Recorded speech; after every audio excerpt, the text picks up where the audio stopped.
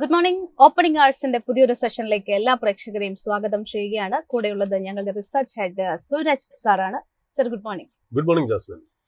ഓവർനൈറ്റിൽ കാര്യങ്ങൾ കൂടുതൽ അപ്ഡേഷൻസ് ഉണ്ടാകുന്നു, കാര്യങ്ങളിൽ കൂടുതൽ വഷളാകുന്ന സാഹചര്യത്തിലേക്ക് പോകുന്നു. ഇന്ത്യ പാക് സംഘർഷം രൂക്ഷമാകുന്നു, യുദ്ധസമാനമായിട്ടുള്ള ഒരു സാഹചര്യത്തിലേക്കാണ് കിടക്കുന്നത്. തീർച്ചയായിട്ടും അപ്ഡേഷൻസ് നോക്കുകയാണെന്നുണ്ടെങ്കിൽ പല സർവീസുകൾ വിമാനത്താവളങ്ങളിൽ കൂടുതൽ സുരക്ഷ ഏർപ്പെടുത്തുന്നു, സർവീസുകൾ വെട്ടിക്കുറയ്ക്കുന്നു.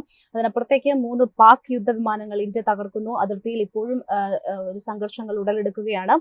2 പാക് പൈലറ്റുമാർ പിടിയിലായിരിക്കുന്നു. അങ്ങനെ കാര്യങ്ങൾ കൂടുതൽ കോംപ്ലിക്കേറ്റഡ് ആയിട്ടുള്ള രീതിയിലേക്ക് പോകുന്നു. ഇരു രാജ്യങ്ങളും തമ്മിലുള്ള ഒരു യുദ്ധ സമാനമായിട്ടുള്ള അന്തരീക്ഷം സൃഷ്ടിച്ചിരിക്കുകയാണ്.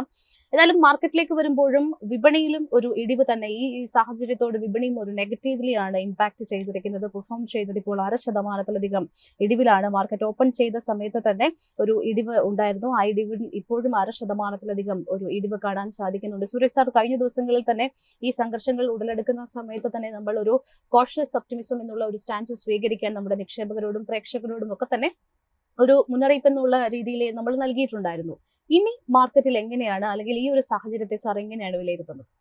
ജാസ്മിൻ, ഇതിപ്പോ നമ്മൾ നോക്കുകയാണെങ്കിൽ at last the inevitable has happen അല്ലെ. നമ്മൾ എന്താണോ ഫിയർ ചെയ്തിരുന്നത് അത് അവസാനം നടന്നു എന്നുള്ളതാണ്.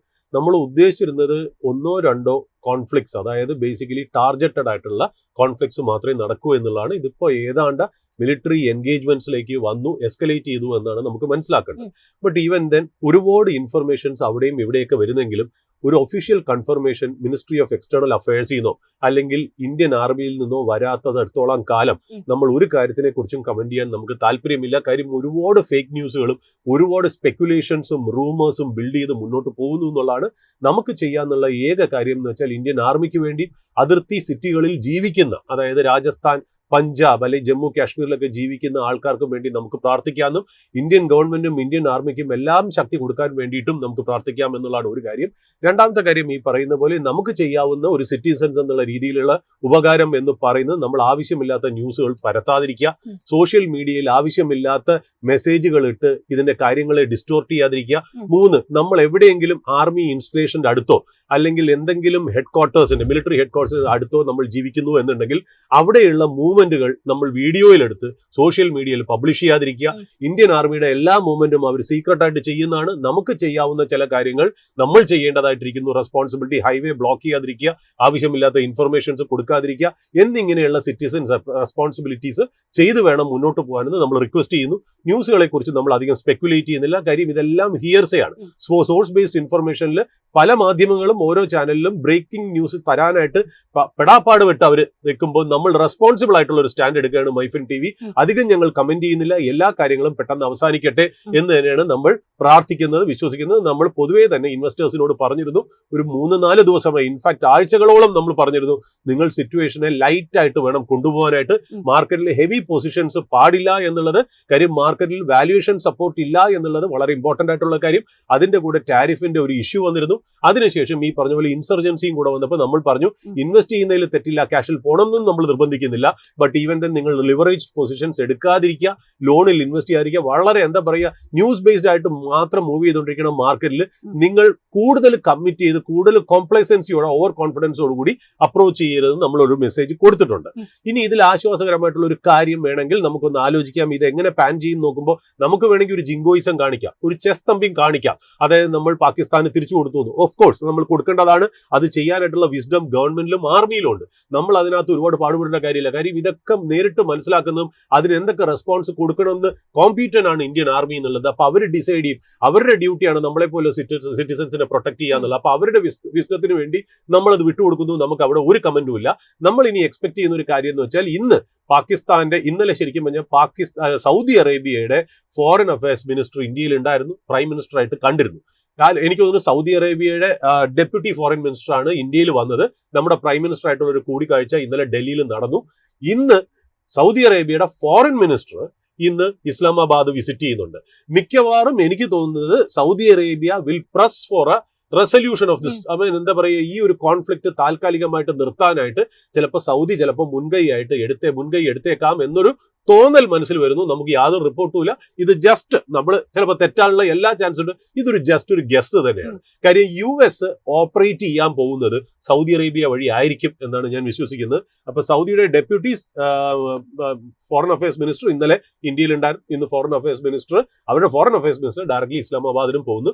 So he will surely be looking for some kind of resolution on conflicts at this point of time.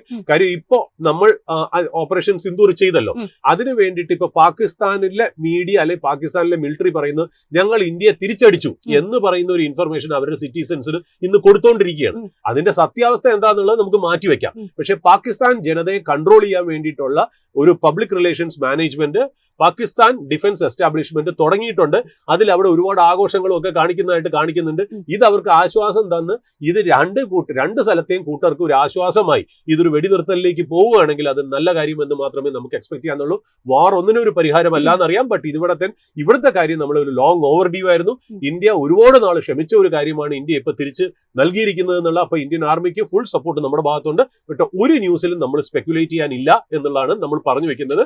നമ്മൾ വീണ്ടും ഇൻവെസ്റ്ററോട് പറയുന്നത് മാർക്കറ്റിൽ ലൈറ്റ് ആയിട്ട് തന്നെ പോവുക. തീർച്ചയായിട്ടും മാർക്കറ്റിൽ ചിലപ്പോൾ ടെമ്പററി റിക്കവറി ഒക്കെ വന്നേക്കാം. കാര്യം എന്ന് വെച്ചാൽ ബട്ട് ഈവൻ ദെൻ ഞാൻ പറയുന്ന കാര്യം എന്ന് വെച്ചാൽ ഒരു കാര്യം ഉറപ്പാണ്. അതായത് ന്യൂസുകൾ വന്ന സ്ഥിതിക്ക് ഇനി അങ്ങോട്ട്, അതായത് ഇനി വരാൻ പോകുന്ന ഒരു 12-16 മണിക്കൂർ വളരെ ക്രൂഷ്യലാണ്. കാര്യം ഇന്ന് വെളുപ്പാങ്കാലത്തിന് ശേഷം ഇപ്പൊ ബോർഡർ സിറ്റീസിൽ ഒരു കാംനെസ് അല്ലെങ്കിൽ ക്വയറ്റ്നെസ് കാണുന്നുണ്ട് രണ്ട് ഭാഗത്തുനിന്ന്. അതായത് ഒരു റിസ്ട്രെയിൻ രണ്ട് ആർമിയും ചെയ്യുന്നുണ്ട് എന്നുള്ള. ഇത് ഏതാണ്ട് ഇപ്പൊ സൗദി അറേബ്യയുടെ ആൾക്കാർ ഇൻവോൾവ്മെന്റ് എന്ന് നമ്മൾ സ്പെക്കുലേറ്റ് ചെയ്യുന്നല്ലോ. അതോടുകൂടി കുറച്ച് നേരത്തേക്ക് ഇതൊന്ന് ശമനം നിന്ന് കഴിഞ്ഞാൽ ചിലപ്പോൾ ഒരു റെസൊല്യൂഷനിലേക്ക് വരാനുള്ള ചാൻസ് ഉണ്ട്. അങ്ങനെയാണെങ്കിൽ ഒരു നല്ല കാര്യം നമുക്ക് വരാനുള്ള കാര്യം എന്ന് വെച്ചാൽ ഈ പറയുന്ന പോലെ മാർക്കറ്റിലെ ആങ്സൈറ്റിയും ആ ഒരു ക്ലൗഡ്സും ഒക്കെ ഒന്ന് മാറിക്കിട്ടും ഒരു സൈഡിൽ. രണ്ടാമത് നമ്മൾ നോക്കേണ്ട വേറൊരു കാര്യം, നമുക്കറിയാലോ ഇന്നലെ നമ്മുടെ ഒരു എക്സ്പെക്ടേഷൻ പറഞ്ഞിരുന്നു. US ഇന്നലെ അനൗൺസ് ചെയ്തിരുന്നു ഞങ്ങൾ ഒരു കൺട്രിയായിട്ട് മേജർ ട്രേഡ് ഡീൽ സ്ട്രൈക്ക് ചെയ്യാൻ പോകുന്നു. നമ്മളത് UK ആണെന്ന് തോന്നി, പലർക്ക് ജപ്പാൻ ആണോ എന്ന് സംശയമുണ്ടായിരുന്നു. നമുക്ക് UK ആണെന്നാണ് നമുക്ക് തോന്നിയിരുന്നത്. ഏതായാലും ആ ന്യൂസ് കറക്റ്റായി വന്നു. UK ആയിട്ട് ഒരു ട്രേഡ് ഡീല് അവർ വന്നു. അതായത് UKക്ക് ഇനി US-ലേക്കുള്ള എക്സ്പോർട്സിന് ബേസ് ലൈൻ ആയിട്ടുള്ള 10% ടാരിഫ് മാത്രമേ ഉള്ളൂ എന്നുള്ളതാണ്. അതിന് പകരം UK വേണ്ട രീതിയിലുള്ള കൺസെഷൻ US എക്സ്പോർട്സിനും കൊടുത്തിട്ടുണ്ട്. അത് മാത്രമല്ല, എനിക്ക് തോന്നുന്നു ന്യൂയോർക്ക് ടൈംസ് ആണെന്ന് തോന്നുന്നു റിപ്പോർട്ട് ചെയ്തിരിക്കുന്നത്. അതായത് ന്യൂയോർക്ക് പോസ്റ്റ് റിപ്പോർട്ട് ചെയ്തിരിക്കുന്നത് എനിക്ക് തോന്നുന്നു US പറയുകയുണ്ടായി. അതായത് ഞങ്ങൾ ചൈനയ്ക്കുള്ള ടാരിഫ് ഞങ്ങൾ 50% കുറച്ചേക്കാം. അതായത് 145 50% കുറച്ചേക്കാം എന്നുള്ള വലിയൊരു ക്ലൈം ഡൗൺ ആയിട്ടും ഒരു എന്താ പറയുക ഒരു ഷേക്ക് ആൻഡ് എക്സ്റ്റെൻഡ് ചെയ്യുന്ന രീതിയിലുള്ള ഒരു സ്റ്റേറ്റ്മെന്റ് ആണ് അത്. കാര്യം എവിടെയെങ്കിലും ചൈനയും US തമ്മിൽ ഡിസ്കഷൻ തുടങ്ങണമല്ലോ. അതിന് വേണ്ടിയിട്ടായിരിക്കണം ഈ പറഞ്ഞ പോലെ ഒരു ഇൻഡിക്കേഷൻ കൊടുത്തത്. അതും മാർക്കറ്റിന് പോസിറ്റീവായി വന്നേക്കാം. ടാരിഫിനെ സംബന്ധിച്ച് വരാനുള്ള എല്ലാ നെഗറ്റീവ്സും വന്നു കഴിഞ്ഞു. ഇപ്പൊ UK ആയിട്ട് വന്നത് തന്നെ മാർക്കറ്റിൽ ഒരു എൻകറേജിംഗ് ആണ്. അതായത് ഇനി US is ready for talks എന്നുള്ളതാണല്ലോ. ഇപ്പൊ UK സംസാരിച്ചു, UKക്ക് കുറച്ച് കൊടുത്തു 10%. ആ ബേസ് ലൈൻ ടാരിഫ് മാത്രമേ വെച്ചോളൂ. അതേപോലെ ഇന്ത്യയുടെ ഒരു ഡെലിഗേറ്റ് സംഘം, ട്രേഡ് കോമേഴ്സ് മിനിസ്ട്രിയുടെ ഒരു സംഘം ഈ മാസം തന്നെ US-ലേക്ക് ട്രാവൽ ചെയ്യുന്നുണ്ട്. നമ്മൾ ഫ്രെയിംവർക്ക് അല്ലെങ്കിൽ എന്താ പറയാ നമ്മുടെ ഒരു ഏതൊക്കെ മേഖലകളിൽ സംസാരിക്കണം എന്നുള്ളതിന് ഒരു തീരുമാനമായിട്ടുണ്ടെന്നാണ് നമ്മൾ മനസ്സിലാക്കുന്നത്. അപ്പൊ മിക്കവാറും ഇന്ത്യ ആയിട്ടുള്ള ട്രേഡ് ഡീലിലും എന്തെങ്കിലും ഒരു ലോജിക്കൽ കൺക്ലൂഷനിലേക്ക് വന്നേക്കാം. അപ്പൊ ട്രേഡ് ടാരിഫിന്റെ കാര്യങ്ങൾക്ക് നമ്മൾ വീണ്ടും ഈ പറയുന്ന പോലെ എല്ലാ കാര്യങ്ങളും ഒരു ലോജിക്കൽ കൺക്ലൂഷനിലേക്ക് വരുന്നു എന്നുള്ളത് ആശ്വാസകരമായിട്ടുള്ള കാര്യം. 2, ഇന്ത്യ പാകിസ്ഥാൻ ഇപ്പൊ ബോർഡർ ടെൻഷൻ താൽക്കാലികമായിട്ടെങ്കിലും ഇത്തിരി ഒരു ശമനം ബോർഡർ ഏരിയാസിൽ കാണുന്നുണ്ട്. സൗദി അറേബ്യയുടെ ഒരു ഇൻവോൾവ്മെന്റ് ഉണ്ടോ എന്നറിയില്ല. ചിലപ്പോൾ അങ്ങനെ സംഭവിക്കുകയാണെങ്കിൽ ആ ജിയോ പൊളിറ്റിക്കൽ ടെൻഷൻസും ചിലപ്പോൾ ഒന്ന് കുറഞ്ഞു കിട്ടിയേക്കാം എന്നുള്ളത് ആശ്വാസകരമായിട്ട് നമുക്ക് കാണാം. ഇത് എസ്കലേറ്റ് ചെയ്യോ ഇല്ലെന്ന് നമുക്കറിയില്ല. ബട്ട് നമ്മളൊരു ഗസ് വർക്ക് നമ്മൾ നടത്തുന്നതേ ഉള്ളൂ. ഇത് രണ്ടും നമുക്ക് ഫേവറബിൾ ആയിട്ട് വരികയാണെന്നുണ്ടെങ്കിൽ പിന്നെ നമുക്ക് മൂന്നാമത് നോക്കേണ്ട കാര്യം, last but not the least and the most important part is Indian companies valuation. ആ ഇന്ത്യൻ കമ്പനീസ് വാല്യുവേഷൻ ഞാൻ ഇപ്പോഴും തുറന്നു പറയുന്നു, അത് എന്നെ എന്ത് പറഞ്ഞാലും കൊള്ളാം, പല കമ്പനികളും ട്രേഡ് ചെയ്യുന്ന വാല്യുവേഷൻ അസ്ട്രോണോമിക്കൽ വാല്യുവേഷൻസ് ആണ്. ആ വാല്യുവേഷനിൽ ട്രേഡ് ചെയ്യുന്ന റിസൾട്ട്സ് അവർ ഇപ്രാവശ്യം Q4-ലോ അല്ലെങ്കിൽ ഫുൾ ഇയറിലോ കൊണ്ടുവന്നിട്ടും ഇല്ല. എന്നാൽ എക്സെപ്ഷൻസ് അവിടെ ഇവിടെയൊക്കെ കാണുന്നു. അപ്പൊ നമുക്ക് മാർക്കറ്റിനെ കുറിച്ചുള്ള എക്സ്പെക്ടേഷൻ എന്താണെന്ന് വെച്ചാൽ ഭയങ്കര ലാർജ് റാലി ഒന്നും ചിലപ്പോൾ ഇൻഡെക്സ് ലെവലിൽ കാണില്ലെങ്കിലും സ്റ്റോക്ക് സ്പെസിഫിക് ആയിട്ട്, റിസൾട്ട് സ്പെസിഫിക് ആയിട്ട്, ഗൈഡൻസ് സ്പെസിഫിക് ആയിട്ട് അവിടെ ഇവിടെയൊക്കെ ഒരു മൂവ്മെന്റ് നടന്നേക്കാം എന്നുള്ള രീതിയിലാണ് നമ്മൾ മാർക്കറ്റിനെ കുറിച്ച് കണ്ടുവരുന്നത്. അപ്പോൾ ഈ പറയുന്ന പോലെ കുറച്ച് സ്റ്റോക്കുകളുടെ റിസൾട്ട് നമുക്ക് വന്നിട്ടുണ്ട്. അതിൽ ഏറ്റവും ഇമ്പോർട്ടന്റ് ആയിട്ട് എനിക്ക് തോന്നിയത് ഇന്നലെ വന്ന ലാർസൻ ആൻഡ് ടൊബ്രോന്റെ റിസൾട്ട്സ് ആണ്. വളരെ നല്ല ബെറ്റർ റിസൾട്ട്സ് ആണ് അവർ പ്രൊഡ്യൂസ് ചെയ്തേക്കണേ എന്നുള്ളത്. അതിൽ ഏറ്റവും വലിയ രസമായിട്ട് വന്നേക്കെന്ന് വെച്ചാൽ എനിക്ക് തോന്നുന്നു അവര് ഒരു ഇയറിൽ കിട്ടാവുന്ന ഏറ്റവും വലിയ ഓർഡർ എങ്ങോട്ടാണ് അവർക്ക് കിട്ടിയിരിക്കുന്നതെന്ന് തോന്നുന്നു. അത് മാത്രമല്ല അവരുടെ കമ്പനിയുടെ ഹിസ്റ്ററിയിൽ കേട്ടോ ഏതാണ്ട് 5.79 ട്രില്യൺ റുപ്പീസിന്റെ ഓർഡർ ആണ് അവർക്ക് ഉള്ളതെന്നുള്ള അതിൽ 46% ഇന്റർനാഷണൽ ഓർഡേഴ്സ് ആണ്. പിന്നെ ഈ കമ്പനിയുടെ പ്രത്യേകത ഏർണിംഗ്സ് പ്രസന്റേഷൻ അല്ലെങ്കിൽ അനലിസ്റ്റ് കോളുകളൊക്കെ ഞാൻ അറ്റൻഡ് ചെയ്തപ്പോൾ അല്ലെങ്കിൽ അവർ തമ്മിലുള്ള ഇൻഫർമേഷൻസ് ഡിസെക്ട് ചെയ്ത് നോക്കിയോ ഇതിനകത്തൊരു രസകരമായിട്ടുള്ള കാര്യം, അതുകൊണ്ടാണ് ഞാൻ LNT എടുത്ത് പറയാനുള്ള കാര്യം. അതൊരു എന്താ പറയുക സ്റ്റോക്ക് ഇൻ ന്യൂസ് ആയിട്ട് തന്നെ ഞാൻ പറയുന്നു ഇൻവെസ്റ്റേഴ്സ് വാച്ച് ലിസ്റ്റ് വെക്കാൻ വേണ്ടിയിട്ട്. കാര്യം എന്ന് വെച്ചാൽ നമ്മൾ LNTയെ മനസ്സിലാക്കിയിരിക്കുന്നത് ഒരു ട്രഡീഷണൽ സെക്ടറിൽ മാത്രം ഓപ്പറേറ്റ് ചെയ്യുന്ന ബിസിനസ്സാണ്. അതായത് കൺസ്ട്രക്ഷൻ ഇൻഫ്രാസ്ട്രക്ചർ ഡിപ്പാർട്ട്മെന്റിലെ വളരെ സ്ട്രോങ് ആയിട്ടുള്ള ഇന്ത്യയിലെ സ്ട്രോങ് കമ്പനിയാണ് ഒരു Larsen and Toubro. Even international projects വരെ ചെയ്യാനായിട്ടുള്ള ഒരു കേപ്പബിലിറ്റി അവർക്കുണ്ട്. അത് ലോ മാർജിൻ കൺസ്ട്രക്ഷൻസ് ഒന്നും അവർ എടുക്കാറില്ല. ഒരു പ്രത്യേക മാർജിന് മുകളിലോട്ടുള്ള ഹൈ വാല്യൂ പ്രോഫിറ്റബിൾ കൺസ്ട്രക്ഷൻസ് മാത്രമേ അവർ നടത്തുന്നുള്ളൂ. That makes LNT a better player than other infrastructure companies എന്നുള്ളത്. അതുകൊണ്ട് തന്നെ LNT എന്ന ഒരു പ്രീമിയം വാല്യൂഷനിൽ ട്രേഡ് ചെയ്യുന്ന ഒരു കമ്പനിയാണ്. Because of their efficiency and മാനേജ്മെന്റിന്റെ ആ ഒരു എന്താ പറയുക അപ്രൈറ്റ് ബിഹേവിയറും ക്യാരക്ടറും വെച്ചിട്ട് എന്നും മാർക്കറ്റ് അതിനൊരു പ്രീമിയം വാല്യൂഷനാണ് മറ്റുള്ള ഇൻഫ്രാസ്ട്രക്ചർ കമ്പനീസ് ആയിട്ട് കൊടുത്തേക്ക്. ബട്ട് ഈ LNTയുടെ ഞാൻ പ്രത്യേകിച്ച് പറയാനുള്ള കാര്യം എന്താണെന്ന് വെച്ചാൽ LNTയുടെ ഇപ്രാവശ്യത്തെ റിസൾട്ട് അല്ലെങ്കിൽ ഗൈഡൻസിൽ അവരുടെ ട്രഡീഷണൽ ബിസിനസ്സസ് ഗ്രോ ചെയ്യുന്നു എന്നുള്ളത് മാത്രമല്ല അതിന് നല്ല ഗൈഡൻസ് കൊടുത്തു എന്നുള്ളതും കൂടാതെ തന്നെ അവരുടെ ന്യൂ ഏജ് ബിസിനസ്സുകൾ നന്നായിട്ട് പെർഫോം ചെയ്യുന്നതാണ്. ആ ന്യൂ ഏജ് ബിസിനസ് എന്ന് പറഞ്ഞാൽ നമ്മുടെ ഇപ്പോഴത്തെ കാലഘട്ടത്തിൽ അല്ലെങ്കിൽ ഇന്ത്യൻ എക്കണോമിക്ക് അല്ലെങ്കിൽ ഗ്ലോബൽ സപ്ലൈ ചെയിനിന് ആവശ്യമായിട്ടുള്ള അല്ലെങ്കിൽ China+1 സ്ട്രാറ്റജിക്ക് ആവശ്യമായിട്ടുള്ള സെക്ടറുകളായ സെമി കണ്ടക്ടറും ഡേറ്റാ സെന്റേഴ്സും ആണ്. ഈ സെമി കണ്ടക്ടർ ഡേറ്റാ സെന്റേഴ്സിൽ അവർ വളരെ ഓപ്റ്റിമിസത്തോടു കൂടിയാണ് അവർ ഗൈഡൻസ് കൊടുത്തിരിക്കുന്നത്. അതിന്റെ ഗ്രോത്തിന്റെ പ്രൊജക്ഷൻസും വളരെ അട്രാക്റ്റീവ് ആണെന്നുള്ളത്. That makes Larsen and Toubro an interesting business to watch. കാര്യം എന്ന് വെച്ചാൽ ട്രഡീഷണൽ ബിസിനസിന്റെ കൂടെ തന്നെ അവർ ന്യൂ ഏജ് ബിസിനസ്സിലേക്ക് ട്രാൻസ്ഫോം ചെയ്യുന്നത് തീർച്ചയായിട്ടും വളരെ ഒരു ഇമ്പോർട്ടന്റ് ആയിട്ടുള്ള ഇൻവെസ്റ്റേഴ്സിന് വാച്ച് ചെയ്യാവുന്ന ഒരു ഗ്രോത്ത് സ്റ്റോറി ആയിട്ട് LNT മാറുന്നു എന്നുള്ളത് ഒരു കാര്യം. പിന്നെ ഞാൻ പറയുന്നുള്ള ബ്രിട്ടാനിയ ഞാൻ ചേർത്ത് വെച്ച് പറയുന്ന കാര്യം വെച്ചാൽ ബ്രിട്ടാനിയയും സൊമാറ്റോയും വീണ്ടും നമ്മളെ ട്രോൾ ചെയ്യുന്ന ഏറ്റവും കൂടുതൽ എന്താ പറയുക സ്റ്റോക്കാണ് സൊമാറ്റോ എന്ന് പറയുന്നത്. നമ്മൾ എപ്പോഴും പറയാറുണ്ട് അധികം പ്രോഫിറ്റ് ഉണ്ടാക്കാത്ത അല്ലെങ്കിൽ ലോസ് മേക്കിംഗ് ടെറിട്ടറിയിൽ നിൽക്കുന്ന സൊമാറ്റോ ഇൻക്ലൂഡ് ചെയ്യാൻ വേണ്ടിയിട്ട് നല്ല പ്രോഫിറ്റ് കൊണ്ടുവരുന്ന ബ്രിട്ടാനിയയാണ് നമ്മൾ ഇൻഡെക്സിൽ നിന്ന് മാറ്റിയെന്നാണ്. ആ ബ്രിട്ടാനിയ വളരെ ബെറ്റർ റിസൾട്ട്സ് ആണ് കൊണ്ടുവന്നത് കമ്പയർഡ് ടു സൊമാറ്റോ എന്നുള്ളത്. അതുകൊണ്ട് തന്നെ ബ്രിട്ടാനിയ ഞാൻ എടുത്തു പറയുന്നു. ഞാൻ പറഞ്ഞല്ലോ നമ്മൾ ന്യൂ ഏജ് ബിസിനസ് ആണോ ഓൾഡ് ഏജ് ബിസിനസ് ഒന്നല്ല. Company that throws profit, companies that shows efficiency, company that shows prudent capital allocation, companies management that are honest, അതായിരിക്കും നമ്മൾ സ്നേഹിക്കുന്നത്. അല്ലാണ്ട് ബിസിനസ് മോഡലിനെ അല്ല എന്ന് നമ്മൾ പറഞ്ഞു വെച്ചിരിക്കും. നമ്മൾ എപ്പോഴും മാർക്കറ്റിൽ വാല്യുവേഷൻസിന്റെ സ്ലേവ് ആണ്. നമ്മൾ അത് ഇൻവെസ്റ്റേഴ്സിന്റെ സൈഡിൽ നിന്നായിരിക്കും പറയുന്നത്. ഒരു ഇൻവെസ്റ്ററെങ്കിൽ അതുകൊണ്ട് ഗുണമുണ്ടെങ്കിൽ നമ്മൾ സന്തോഷകരാണ്. അല്ലാണ്ട് നമ്മൾ ഒരു ഹെഡ്ലൈൻസിന് വേണ്ടിയിട്ടോ അല്ലെങ്കിൽ ഗ്ലാമറിന് വേണ്ടിയിട്ടല്ല നമ്മൾ ഇവിടെ ന്യൂസ് റിപ്പോർട്ട് ചെയ്യുന്നത് എന്നുള്ള ഒരു കാര്യം. പിന്നെ Zee എന്റർടൈൻമെന്റ് ആണ് വേറൊരു കമ്പനി. അത് ഞാൻ എന്തുകൊണ്ട് എടുത്ത് പറയുന്നത് വെച്ചാൽ മീഡിയ സെക്ടർ നമ്മൾ വളരെ ഉറ്റുനോക്കുന്നു. നമ്മൾ PVRനെ കുറിച്ച് ഇന്നലെ പറഞ്ഞിരുന്നു. അത് മാത്രമല്ല Zeeയുടെ ഒരുപാട് പ്രശ്നങ്ങൾ നമ്മൾ ഇതിനു മുമ്പേ പല ടൈമിലായിട്ട് ഡിസ്കസ് ചെയ്തിട്ടുണ്ട്. അത് കഴിഞ്ഞ ക്വാർട്ടറിൽ തന്നെ ഏതാണ്ട് ഒരു പ്രൊമോട്ടറിന്റെ ചെറിയൊരു ബൈങ്, ഗോയങ്കയുടെ ഒരു ബൈങ് പറഞ്ഞു. വലിയ രീതിയിലുള്ള ബൈങ് ഒന്നും അല്ലെങ്കിലും ചെറിയൊരു മാർജിനിലാണെങ്കിലും അയാളുടെ കോൺഫിഡൻസ് അതിനകത്ത് കാണിക്കുന്നു എന്ന് പറഞ്ഞു. ഏതാണ്ട് റവന്യൂസ് ഫ്ലാറ്റ് ആണെങ്കിലും പ്രോഫിറ്റ്സ് നല്ല രീതിയിൽ എന്താണ്ട് 14 ടൈംസ് ഉയർന്നു എന്നുള്ളതാണ്. അത് സ്റ്റോക്ക് പോസിറ്റീവായിട്ട് എടുക്കണം എന്ന് നിർബന്ധമില്ല. But even then this is encouraging. അല്ലെങ്കിൽ അവരുടെ പ്രോബ്ലംസ് അവസാനിക്കുന്നു എന്നുള്ള. അതെ, ഏതാണ്ട് 10,000 crores മാർക്കറ്റ് ക്യാപ്പേ ഉള്ളൂ Zee എന്ന് പറയുന്നത്. അല്ലാണ്ട് ടോട്ടൽ മീഡിയ കമ്പനിയുടെ പ്രോഫിറ്റ്സ് ഉണ്ടല്ലോ, എല്ലാ മീഡിയ കമ്പനി ന്യൂസ് ചാനൽസും മ്യൂസിക് റൈറ്റ്സ് ഉള്ളതും മൂവി എക്സിബിഷൻ ബിസിനസ് ആയ PVR, Zee എല്ലാം കൂടെ ചേർത്ത് കിട്ടാലും ഈ പറയുന്ന പോലെ അവരുടെ പ്രോഫിറ്റ്സ് സൊമാറ്റോനേക്കാൾ എത്ര മടങ്ങ് വലുതാണെന്ന് അറിയോ. എന്നിട്ടും സൊമാറ്റോ ട്രേഡ് ചെയ്യുന്ന വാല്യൂഷനും ഈ ട്രേഡ് ചെയ്യുന്ന വാല്യൂഷനും കൊണ്ടാണ് നമ്മൾ ഈ Zee എന്റർടൈൻമെന്റ് ഒരു അക്കാഡമിക് പർപ്പസിന് വേണ്ടി നമുക്ക് സൊമാറ്റോ മേടിക്കുന്നവർക്ക് സൊമാറ്റോ മേടിക്കാം, Zee മേടിക്കുന്നവർക്ക് Zee മേടിക്കാം. നമുക്ക് അതിനകത്ത് അഭിപ്രായമൊന്നുമില്ല. ബട്ട് കമ്പാരിറ്റീവ് വാല്യുവേഷൻസ് നമ്മുടെ ഇൻവെസ്റ്ററിന്റെ മുന്നിൽ അല്ലെങ്കിൽ പ്രേക്ഷകരുടെ മുന്നിൽ അവതരിപ്പിക്കുക എന്നുള്ളത് നമ്മുടെ കാർഡിനൽ ഡ്യൂട്ടി ആയതുകൊണ്ടും ഓബ്ലിഗേഷൻ ആയിട്ട് നമ്മൾ ചെയ്തു പോകുന്നു. പിന്നെ last but not the least ഈ പറഞ്ഞ പോലെ ടൈറ്റൻ ബെറ്റർ റിസൾട്ട്സ് ആണ് നന്നായിട്ട് കൊണ്ടുവന്നിട്ടുണ്ട്.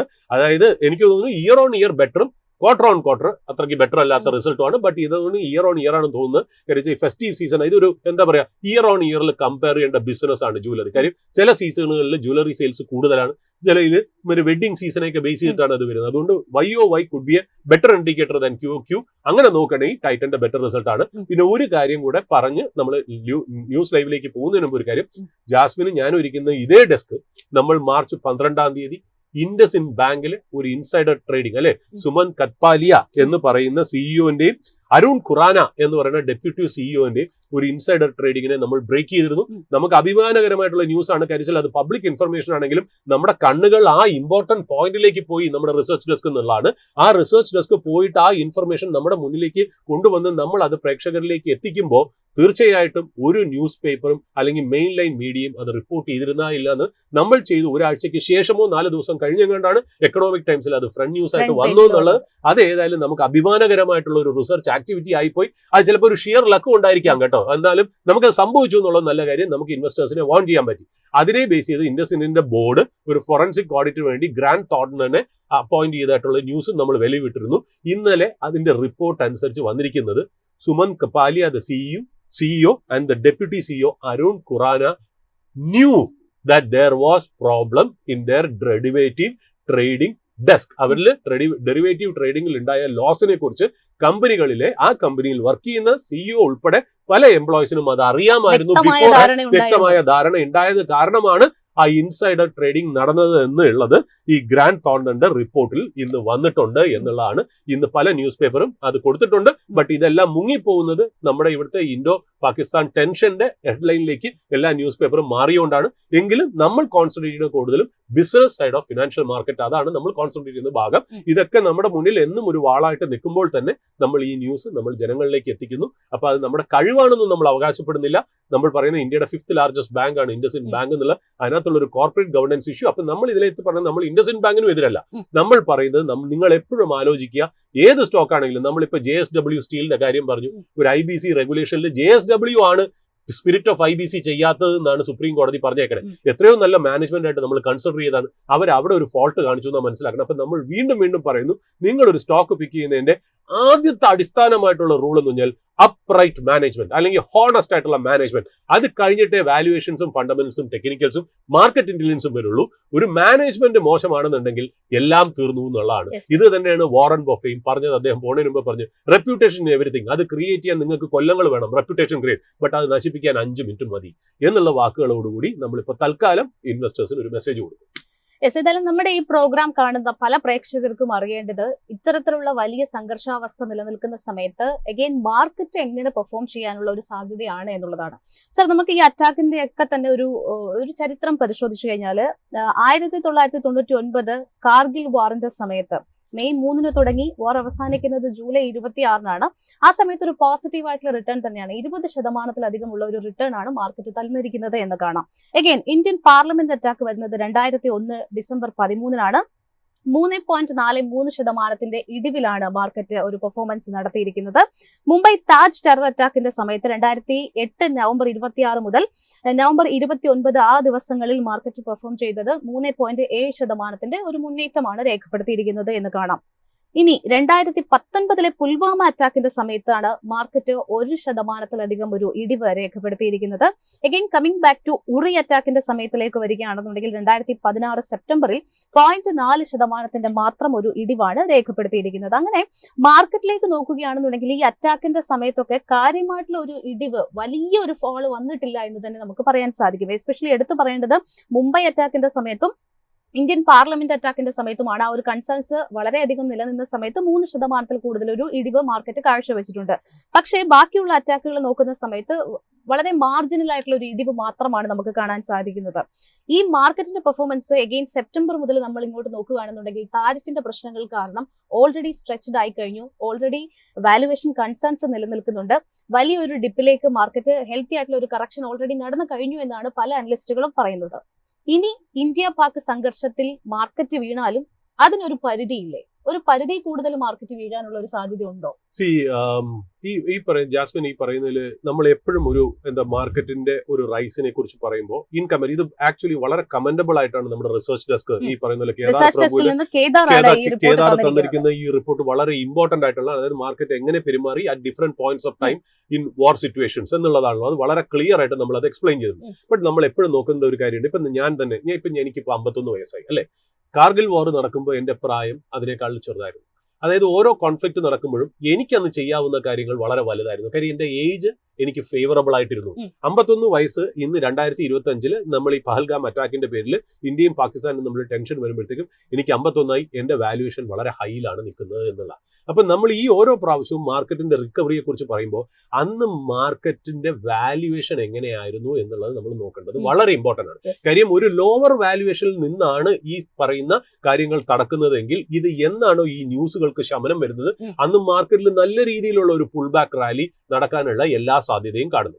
പക്ഷെ ഇപ്പോഴത്തെ സിറ്റുവേഷന്റെ ഒരു പ്രത്യേകത എന്ന് വെച്ചാൽ ടാരിഫിൽ നിന്ന് എന്തൊക്കെ കാരണത്താൽ ഒരു മാർക്കറ്റ് താഴേക്ക് കറക്റ്റ് ചെയ്തോ അത് ഏതാണ്ട് ഒരുമാതിരി നമ്മൾ റിക്കവർ ചെയ്ത് നിൽക്കുന്ന ഒരു കാലഘട്ടമാണ്. അപ്പൊ നമ്മൾ ഒരു ഫെയർലി വാല്യൂഡ് ആയിട്ടുള്ള മാർക്കറ്റ് നമ്മളിപ്പോ എന്തായാലും മാർക്കറ്റ് ക്യാപിറ്റലൈസേഷൻ ടു എന്ത് പാരാമീറ്റർ ആയിട്ട് നമ്മൾ നോക്കിയാലും നമ്മൾ പ്രൈസ് ഏർണിംഗ് മൾട്ടിപ്പിൾസിന്റെ കണ്ണാടി കൂടെ നോക്കുകയാണെങ്കിൽ ശരി, മാർക്കറ്റ് ക്യാപ് ടു GDP എന്നുള്ള കണ്ണാടി കൂടെ നോക്കുകയാണെങ്കിൽ ശരി, ഏത് പാരാമീറ്റേഴ്സിൽ നോക്കുകയാണെങ്കിലും നമ്മൾ അത്ര ഒരു അണ്ടർ വാല്യൂഡ് സിറ്റുവേഷനിലല്ല ഇന്ത്യൻ മാർക്കറ്റ് ട്രേഡ് ചെയ്യണമെന്നുള്ളത്. അപ്പൊ ഈ പറയുന്ന പോലെ നമ്മൾ ഏതാണ്ട് ഒരു ഓവർ വാല്യൂഡ് ടെറിട്ടറിയിലുമാണ്. ഇന്ത്യൻ വിക്സ് എന്ന് പറയുന്നത് വളരെ ഹൈ ആയിട്ട് നിൽക്കുന്ന ഒരു സമയമാണ്. അപ്പൊ ഈ സമയങ്ങളിൽ നമുക്ക് അഡ്വാൻറ്റേജ് ആയിട്ടുള്ളത് ഇന്ത്യൻ മാക്രോ എക്കണോമിക്സ് ആണ്. അതായത് physical deficit, trade deficit, inflation data, ബാങ്കിന്റെ ഹെൽത്ത്, നമ്മുടെ കയ്യിലുള്ള ഫോറിൻ എക്സ്ചേഞ്ച് റിസർവ്സ്, എത്രത്തോളം ഇമ്പോർട്ട് കവർ ചെയ്യാനുള്ള ഒരു ഫോറിൻ എക്സ്ചേഞ്ച് റിസർവ്സ് നമ്മുടെ കയ്യിലുണ്ട്, അല്ലെങ്കിൽ നമ്മുടെ കയ്യിൽ എന്തൊക്കെ ഗോൾഡ് റിസർവ്സ് ഉണ്ട്, നമ്മുടെ ഇൻഡസ്ട്രിയൽ പ്രൊഡക്ഷന്റെ ഫിഗേഴ്സ്, ഇങ്ങനത്തെ കാര്യങ്ങളൊക്കെ നമുക്ക് അനുകൂലമായിട്ട് നിൽക്കുമ്പോൾ തന്നെ ഇന്ത്യൻ മാർക്കറ്റ് വാല്യൂവേഷൻ അത്രയ്ക്ക് അങ്ങോട്ട് ഒരു അണ്ടർ വാല്യൂഡ് സിറ്റുവേഷനിലാണെന്ന് നമുക്ക് പറയാൻ പറ്റില്ല. അതുകൊണ്ട് chances of it moving high on N index level നമുക്കറിയില്ല. ചിലപ്പോൾ ഇതുപോലെ സംഭവിച്ചേക്കാം. കാര്യം ഇപ്പൊ റിലയൻസ് സൂപ്പർ നാച്ചുറൽ ഗ്രോത്തോ എക്സ്പാൻഷനോ പറഞ്ഞ് മുന്നോട്ട് പോവുകയാണെങ്കിൽ ആ ഇൻഡെക്സും ആ റിലയൻസും മാത്രം മതി ഇൻഡെക്സിനെ ഡ്രൈവ് ചെയ്യാനായിട്ട്. പക്ഷെ ആ ഇൻഡെക്സ് ഡ്രൈവ് ചെയ്തുകൊണ്ട് അതിനകത്ത് കിടക്കുന്ന എല്ലാ സ്റ്റോക്കുകളും മൂവ് ചെയ്യണമെന്നും നിർബന്ധമില്ല. അപ്പൊ നമ്മളിപ്പോൾ നോക്കേണ്ട ഒരു കാര്യം ഇൻവെസ്റ്ററെ സംബന്ധിച്ച്, ജാസ്മിൻ ചോദിച്ച ഒരു പോയിന്റ് കറക്റ്റ് ആണ്. അതായത് നല്ലൊരു കറക്ഷൻ സംഭവിച്ചു കഴിഞ്ഞ സ്ഥിതിക്ക് ഇനി അതിനകത്ത് താഴെ വരാനുണ്ടോ എന്നുള്ളതാണ്. ഈ താഴെ വരാനുള്ള കാരണങ്ങൾ ഒരിക്കലും വാല്യുവേഷൻ ആവില്ല. അതാണ് രസം. അതായത് ഇന്ത്യൻ മാർക്കറ്റ് ലോക മാർക്കറ്റിന്റെ പ്രത്യേകത എന്നറിയും, ഒരു ന്യൂസിന് എങ്ങനെ വേണമെങ്കിലും മാർക്കറ്റിനെ താഴോട്ട് കൊണ്ടുവരാം. പക്ഷെ അതിനെ മുകളിലോട്ട് കൊണ്ടുപോകണം എന്നുണ്ടെങ്കിൽ അതിന് വാല്യുവേഷൻ തന്നെ വേണം. അതാണ് സ്റ്റോക്ക് മാർക്കറ്റിന്റെ ഒരു പ്രത്യേകത. അതൊരു വളരെ അണ്ടർലൈനിങ് റൂൾ ആയിട്ടാണ്. അതായത് ഇപ്പൊ നമ്മൾ ടാരിഫിന്റെ കേസ് പറഞ്ഞപ്പോൾ എല്ലാ രാജ്യങ്ങൾക്കും ആണല്ലോ US ടാരിഫ് വെച്ചത്. അതായത് ശരിക്കും പറഞ്ഞാൽ ഇന്ത്യക്ക് മാത്രമായിട്ട് വന്നൊരു ടാരിഫ് അല്ല. നമ്മളെ അഫക്ട് ചെയ്യുന്ന പോലെ തന്നെ നമ്മളെക്കാട്ടിലും കൂടുതൽ അഫക്ട് ചെയ്തായിരുന്നു നമ്മുടെ കോമ്പറ്റീറ്ററായ ചൈന, അല്ലെങ്കിൽ ഈ പറയുന്ന പോലെ വിയറ്റ്നാം, അല്ലെങ്കിൽ ബംഗ്ലാദേശ് എന്നൊക്കെ പറയുന്ന രാജ്യങ്ങൾ. ബട്ട് ഈവൻ ദെൻ നമ്മൾ ഭയങ്കര രീതിയിൽ താഴേക്ക് പോയില്ലേ ടാരിഫിന്റെ കേസിൽ. അപ്പൊ ന്യൂസ് ബേസ്ഡ് ആയിട്ടുള്ള ഇൻഫർമേഷനിൽ തീർച്ചയായിട്ടും ഇത് താഴോട്ട് വലിക്കുക എന്നുള്ളത്. ഇപ്പൊ കോവിഡിന്റെ കാര്യം വന്നു. കോവിഡ് വന്ന സ്ഥിതിക്ക് എന്തെങ്കിലും ഫണ്ടമെന്റൽസ് ചേഞ്ച് കമ്പനികൾക്ക് വന്നിട്ടുണ്ടോ? ഇല്ല. കുറച്ച് നാളത്തെ ഓപ്പറേഷൻ എല്ലാവരും നിർത്തും ലോകത്ത്, അല്ലെ? എന്നിട്ട് മാർക്കറ്റ് എന്തുകൊണ്ട് ഭയങ്കരമായിട്ട് താഴെ വന്നു? അതായത് ന്യൂസിന് റെസ്പോണ്ട് ചെയ്യുമ്പോൾ മാർക്കറ്റ് ഭയങ്കര രീതിയിൽ താഴേക്ക് വരും. പക്ഷെ എന്നാൽ മുകളിലേക്ക് പോകുമ്പോൾ വാല്യുവേഷൻ ഒരു ഇമ്പോർട്ടന്റ് ഫാക്ടർ ആയിട്ട് വരും. അതിന്റെ അടിസ്ഥാനം എന്താണെന്നറിയോ? അതായത് നമ്മൾ മാർക്കറ്റിൽ പറയുന്ന ഒരു കാര്യം വെച്ചാൽ, market we are all paid for being optimistic. അതാണ് ഫസ്റ്റ് കാര്യം. അതായത് നമ്മളും ഇത് കണ്ടുകൊണ്ടിരിക്കുന്ന പ്രേക്ഷകരും 99% മാർക്കറ്റ് മുകളിലേക്ക് പോകുമ്പോൾ മാത്രം കാശ് ഉണ്ടാക്കുന്നവരാണ്. എന്നാൽ ഷോർട്ട് ചെയ്യുമ്പോൾ കാശ് ഉണ്ടാക്കുന്നവരല്ല നമ്മൾ സെൽ സൈഡ് അനലിസ്റ്റും അല്ല, നമ്മൾ സെൽ സൈഡ് ഇൻവെസ്റ്ററും അല്ല, ഷോർട്ട് ചെയ്യണ ഒരു ട്രേഡറും അല്ല നമ്മളെന്നല്ല. അപ്പൊ നമ്മളെ സംബന്ധിച്ച് എന്നും നമ്മൾ കാണാൻ ആഗ്രഹിക്കുന്ന, ഇപ്പൊ സൈക്കോളജിയിൽ ഒരു വാക്ക് പറയില്ലേ, കൺഫർമേഷൻ ബയസ്. കൺഫർമേഷൻ ബയസ് എന്ന് പറഞ്ഞാൽ നമ്മളൊരു ചില്ല് കൂട്ടിയിട്ട്, ഇപ്പൊ നമ്മൾ ചിലവരെടുത്ത് സൊമാറ്റോന്റെ വാല്യൂഷൻ പറയുമ്പോൾ അവർ ഇല്ല സൊമാറ്റോ നല്ലതാണെന്ന് പറയാനുള്ള കാരണം അവർക്ക് സൊമാറ്റോന്റെ ഫണ്ടമെന്റ്സ് അറിഞ്ഞിട്ടൊന്നുമല്ല. അവരുടെ കയ്യിൽ സൊമാറ്റോ ഉണ്ട്, എന്റെ കയ്യിൽ ഇതുണ്ടെങ്കിൽ ഞാൻ പറയുന്നതും ചിന്തിക്കുന്നതും ഒക്കെ കറക്റ്റ് ആണ് എന്നുള്ളതാണ്. ഇത് സൈക്കോളജിക്കലായിട്ട് മാർക്കറ്റിൽ പലരും ബുക്കൊക്കെ എഴുതിയിട്ടുണ്ട്. ഇപ്പൊ ഞാൻ പറയുന്നത് എന്റെ വാക്കുകളല്ല. ഇപ്പൊ ഞാൻ ഹോൾഡ് ചെയ്യണമെങ്കിലും എനിക്കും ഈ സ്വഭാവം ഉണ്ടാവും. ഞാൻ ഹോൾഡ് ചെയ്യുന്ന കമ്പനികളുടെ ന്യൂസുകൾ മാത്രമേ ഞാൻ നോക്കുള്ളൂ. അതിന്റെ പോസിറ്റീവ്സ് മാത്രം കാണാൻ നോക്കും. ആരെങ്കിലും നെഗറ്റീവ് പറഞ്ഞാൽ നമ്മൾ തള്ളിക്കളയും. ഇതാണ് നമ്മുടെ സൈക്കോളജി എന്ന് പറയുന്നത്. അതിൽ ഞാനും ഉൾപ്പെടും എന്നുള്ള. പക്ഷെ ഞാൻ പറഞ്ഞു കൊടുക്കുമ്പോൾ ഈ പഠിപ്പിക്കാൻ എളുപ്പമാണല്ലോ, അത് പ്രാക്ടീസ് ചെയ്യാനുള്ള പാട്. പക്ഷെ അതിൽ ഞാൻ എപ്പോഴും പറയുന്നത് നമ്മൾ എപ്പോഴും ഇതൊക്കെ ബ്രഷ് ഔട്ട് ചെയ്ത് നമ്മൾ കളയാറാണ് നമ്മുടെ ഒരു പതിവ് എന്ന് പറയുന്നത്. അപ്പൊ നമ്മളെ സംബന്ധിച്ച് നമ്മളിപ്പോ ഓപ്റ്റിമിസം മാത്രമേ നോക്കുള്ളൂ, മുന്നോട്ടുള്ള കാര്യങ്ങൾ മാത്രമേ നോക്കുള്ളൂ എന്നുള്ളതാണ്. അപ്പൊ അതിൽ എത്രത്തോളം അപ്പൊ നമ്മളിപ്പോ എല്ലാവരും ഡ്രൈവ് ചെയ്യുന്ന ഒരു ആറ്റിറ്റ്യൂഡ് എന്താണെന്നറിയോ? ഈ ആറ്റിറ്റ്യൂഡ് എന്ന് പറഞ്ഞാൽ നമ്മൾ എത്രയാണ് ഹൈ അടിച്ചത് നിഫ്റ്റിയിൽ? 26,000 ചില്ലുവാനം. അത് വെച്ച് നോക്കുമ്പോൾ നമ്മൾ ഇന്ന് അണ്ടർ വാല്യൂഡ് അല്ലേ? അല്ലെങ്കിൽ ഈ സ്റ്റോക്ക് അതിന്റെ പീക്കിൽ ഇത്ര രൂപ വരെ പോയി. നമ്മൾ ഇന്നലെ പറഞ്ഞു 2,200 രൂപ വരെ PVR പോയി. ഇന്ന് 900 rupees ആണ്. അപ്പൊ മുകളിൽ നിന്ന് താഴേക്ക് നോക്കുമ്പോൾ നമ്മൾ അത് ഭയങ്കര വാല്യൂ ആയിട്ട് തോന്നും. പക്ഷേ മാർക്കറ്റിന്റെ ബേസിക് റൂൾ എന്ന് വെച്ചാൽ ഏതെങ്കിലും ഒരു സ്റ്റോക്കോ അല്ലെങ്കിൽ ഇൻഡെക്സോ ഓവർ വാല്യൂഡ് ആയിട്ടുണ്ടെങ്കിൽ അതിനെ മീൻ റിവേർഷൻ എന്ന് പറയുന്നത്, അതായത് അതിന്റെ ഒറിജിനൽ വാല്യുവേഷനിലേക്ക് പുള്ളി ചെയ്ത് താഴേക്ക് കൊണ്ടുവരും. അതിനൊരു കാരണം മാർക്കറ്റ് കൊണ്ടുവരും. അത് ചിലപ്പോൾ കോവിഡിന്റെ രൂപത്തിലായിരിക്കാം, ടാരിഫിന്റെ രൂപത്തിലായിരിക്കും, അല്ലെങ്കിൽ വാറിന്റെ രൂപത്തിലായിരിക്കും. എന്തെങ്കിലും ഒരു കാര്യം, നമ്മളൊരു കയറ് കെട്ടി ഒരാളെ നമ്മൾ പറയില്ലേ, ഈ പിള്ളേരെ കഴിച്ചു വിടും, മതി ലിമിറ്റായി തിരിച്ചു വന്നോളൂ എന്ന് പറയുന്ന പോലെ മാർക്കറ്റിൽ അങ്ങനത്തെ ഒരു പ്രത്യേകതയുണ്ട്. മുകളിലേക്ക് പോകുമ്പോൾ ഒരു പരിധി കൂടുതൽ അത് മുകളിലേക്ക് പോകുമ്പോൾ മാർക്കറ്റിലേക്ക് മീൻ റിവേർഷൻ നടന്ന് അതിന്റെ ഒറിജിനൽ വാല്യുവേഷനിലേക്ക് തിരിച്ചു വരും. ഇപ്പൊ ട്രേഡ് ചെയ്യണത് എല്ലാവരും ഒറിജിനൽ വാല്യുവേഷനിലാണ്, കിട്ടേണ്ട വാല്യുവേഷനിലാണ് പലതും ഇടിഞ്ഞ കമ്പനികൾ ട്രേഡ് ചെയ്യണമെന്നുള്ള. ഇനി ഇവിടുന്ന് ഇത് റീറേറ്റ് ചെയ്യണമെന്നുണ്ടെങ്കിൽ അതിൻ്റെതായ രീതിയിലുള്ള റിസൾട്ടോ ഗൈഡൻസോ അല്ലെങ്കിൽ മാർക്കറ്റ് എൻവയോൺമെന്റോ വന്നാൽ മാത്രമേ പറ്റുള്ളൂ. അതാണ് മാർക്കറ്റിന്റെ പ്രത്യേകത. അതുകൊണ്ട് ഒരിക്കലും 52 വീക്ക് ഹൈ വെച്ചിട്ടോ അത് എത്രത്തോളം ഹൈ പോയി എന്നുള്ളൊരു കൺസിഡറേഷനിൽ നിങ്ങൾ മാർക്കറ്റിനെ കാണരുത്. ഈവൻ അതിലും ഒരു സൈക്കോളജിക്കൽ വാക്കുണ്ട്, പ്രൈസ് ആങ്കറിങ്. അതായത് മനുഷ്യന്റെ ഒരു സൈക്കോളജിക്കൽ ആയിട്ടുള്ള ഒരു വീക്ക്നെസ് ആണ്. അതായത് പിന്നെ നമ്മൾ പറയില്ലേ, എന്താ പറയുക, നമ്മൾ ആവശ്യമില്ലാത്തൊരു ഫിഗറിലേക്ക് നമ്മൾ കൊണ്ടുവന്ന് നമ്മുടെ ചിന്തയെ വെക്കും. അതായത് ഈ സ്റ്റോക്ക് 2,200 വരെ പോയി, ഇപ്പൊ 900 ആണ്. അപ്പൊ 2,200 നിന്നാണ് നമ്മൾ താഴേക്ക് 900ലേക്ക് നോക്കുന്നത്. അപ്പൊ നോക്കുമ്പോൾ നമ്മൾ വാല്യൂ ആണ്. ഇതിനെയാണ് പ്രൈസ് ആങ്കറിങ് എന്ന് പറയുന്ന ഒരു എന്താ പറയാ ഒരു സൈക്കോളജിക്കൽ ആസ്പെക്ട് എന്ന് പറഞ്ഞാൽ. അപ്പൊ പ്രൈസ് ആങ്കറിങ്ങും കൺഫർമേഷൻ ബയസും ഒക്കെ ഞാൻ ഇവിടെ പറയാൻ കാര്യം ഇതിന്റെയൊക്കെ ഒരു പേഷ്യന്റ് ഞാനും കൂടെ ഉൾപ്പെടുന്നു എന്നുള്ളതാണ്. ഞാനൊരു പെർഫെക്റ്റ് മനുഷ്യൻ ആയതുകൊണ്ടൊന്നും അല്ല പറയുന്നത്. ബട്ട് ഇതൊക്കെയാണ് നമുക്ക് പറ്റുന്ന മിസ്റ്റേക്സ്. നമുക്ക് മാർക്കറ്റിൽ പൈസ പോണത് എങ്ങനെയാണെന്നറിയോ? നമ്മൾ ചെയ്യുന്ന ശരികളിലല്ല, നമ്മൾ ചെയ്യുന്ന തെറ്റുകളിലാണ്. അപ്പൊ നമ്മൾ തെറ്റുകൾ കുറയ്ക്കുക എന്നുള്ള. അപ്പൊ നമ്മളൊരു മൾട്ടി ബാഗർ ഒന്നും നോക്കേണ്ട കാര്യമില്ല. നമുക്ക് 14%, 20% കിട്ടിയാലും നമുക്ക് വലിയൊരു വെൽത്ത് ക്രിയേഷൻ നടക്കാം, പ്രൊവൈഡഡ് നമ്മൾ എടുക്കുന്ന തെറ്റായ ഡിസിഷൻസ് കുറച്ചാൽ മതി. നമ്മൾ എടുക്കുന്ന തെറ്റായ ഡിസിഷൻസ് കൂടും തോറും നമ്മൾ എന്തൊക്കെ ഉണ്ടാക്കുന്നു അതിനെയൊക്കെ ഈ തെറ്റുകൾ അത് ഡൈജസ്റ്റ് ചെയ്തുകൊണ്ട് പോകുന്നതുകൊണ്ടാണ് നമുക്ക് നെറ്റായിട്ട് റിട്ടേൺ കിട്ടാത്തതെന്നുള്ളത്. അപ്പൊ ഇതാണ് അതിനകത്തുള്ള ഒരു കാര്യം. അപ്പൊ പഴയുള്ള ഒരു ഡേറ്റ ആൻഡ് നമ്മളിപ്പോ എന്താ പറയുന്നത്, past indication is not an expectation for the future. അപ്പൊ ഇത് നടന്നു എന്നുള്ള കാര്യം ശരിയാണ്. That doesn't mean that the template need to repeat. Yes. ഏതായാലും പ്രൊഡ്യൂസർ റമീസ് അവിടുന്ന് ഇൻഡിക്കേഷൻ തരുന്നുണ്ട് മാർക്കറ്റിന്റെ കൂടുതൽ അപ്ഡേറ്റ്സുമായിട്ട് അനില റെഡി ആണെന്നുള്ളത്. ഏതായാലും റിസർച്ച് ഡെസ്കിൽ നിന്ന് അനിലയിലേക്ക് തന്നെയാണ് പോകുന്നത്. Good morning Anila. Good morning Jasmine.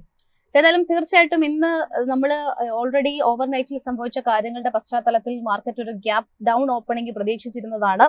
തീർച്ചയായിട്ടും 285 പോയിന്റുകളുടെ ഇടിവിലേക്ക് കടക്കുന്നു മാർക്കറ്റ്. നിഫ്റ്റി 50 1.19% ഒരു ഇടിവാണ് കാണിക്കുന്നത്. തുടക്കഘട്ടത്തിൽ ബാങ്ക് നിഫ്റ്റിയിലേക്ക് വരുമ്പോഴും സമാനമായിട്ടുള്ള ഒരു ഇടിവ് നമുക്ക് കാണാൻ സാധിക്കുന്നുണ്ട്. മറ്റ് പ്രധാനപ്പെട്ട അപ്ഡേറ്റ്സ് എങ്ങനെയാണ്? സെക്ടേഴ്സ് എല്ലാം തന്നെ ചുവപ്പിലാണോ? ജാസ്മിൻ സൂചിപ്പിച്ചതുപോലെ തന്നെ ഇന്നിപ്പോൾ പ്രധാനമായിട്ടും സെക്ടേഴ്സ് കംപ്ലീറ്റ് ആയിട്ട് ഒരു ബിയേഴ്സിന്റെ കൈവശമാണ് എന്ന് തന്നെ പറയേണ്ടിയിരിക്കുന്നു. ഒരു പാനിക് സെല്ലിംഗ് എന്ന് തന്നെ പറയാം. കാരണം ഈ പുറത്തു വന്നതിന്റെ ന്യൂസുകളും ഒപ്പം തന്നെ മീഡിയയുടെ ഒക്കെ ഇൻഫ്ലുവൻസ് ഒരു വലിയൊരു യുദ്ധഭീതി നിക്ഷേപകർക്കിടയിലും പൊതുവെ ഇന്ത്യയിലെമ്പാടും ഒരു നിക്ഷേപകർക്ക് ഭീതി ജനിപ്പിച്ചിരിക്കുന്നു എന്ന് തന്നെ നമുക്ക് നിസ്സംശയം പറയാൻ സാധിക്കും. അതിനെ തുടർന്ന് വളരെ ശക്തമായിട്ടൊരു പാനിക് സെല്ലിംഗ് എന്ന് തന്നെ പറയാം.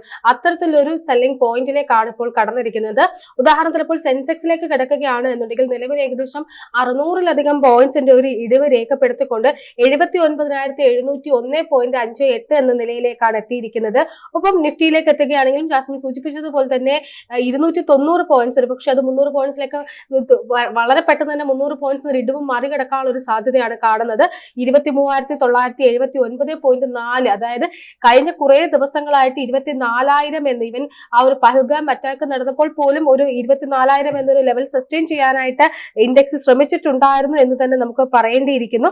ഏതായാലും ആ ഒരു ദിവസത്തിൽ പോലും 24,000 എന്നൊരു ലെവൽ കൈവിടാതെയായിരുന്നു നിഫ്റ്റി 50 അല്ലെങ്കിൽ ട്രേഡിംഗ് നടത്തിയിരുന്നതെങ്കിൽ ഇന്നിപ്പോൾ തിരിച്ച് ഇന്ത്യ വളരെ ശക്തമായിട്ട് റിയാക്ട് ചെയ്തിരിക്കുകയാണ്. അതിനുശേഷം വീണ്ടും അല്ലെങ്കിൽ ആ ഒരു റിയാക്ഷന് ശേഷം ഒരു യുദ്ധത്തിലേക്ക്, ഒരു ഓപ്പൺ വാറിലേക്ക് കടക്കുന്നു എന്നൊരു അത്തരത്തിലുള്ള ന്യൂസുകളുടെ ഒരു ഇമ്പാക്ട് എന്ന് വേണം പറയേണ്ടിയിരിക്കുന്നു. അതിനെ തുടർന്ന് വലിയ തോതിൽ ഇടിവിലേക്കാണ് ഇപ്പോൾ വിപണി നീങ്ങിയിരിക്കുന്നത്.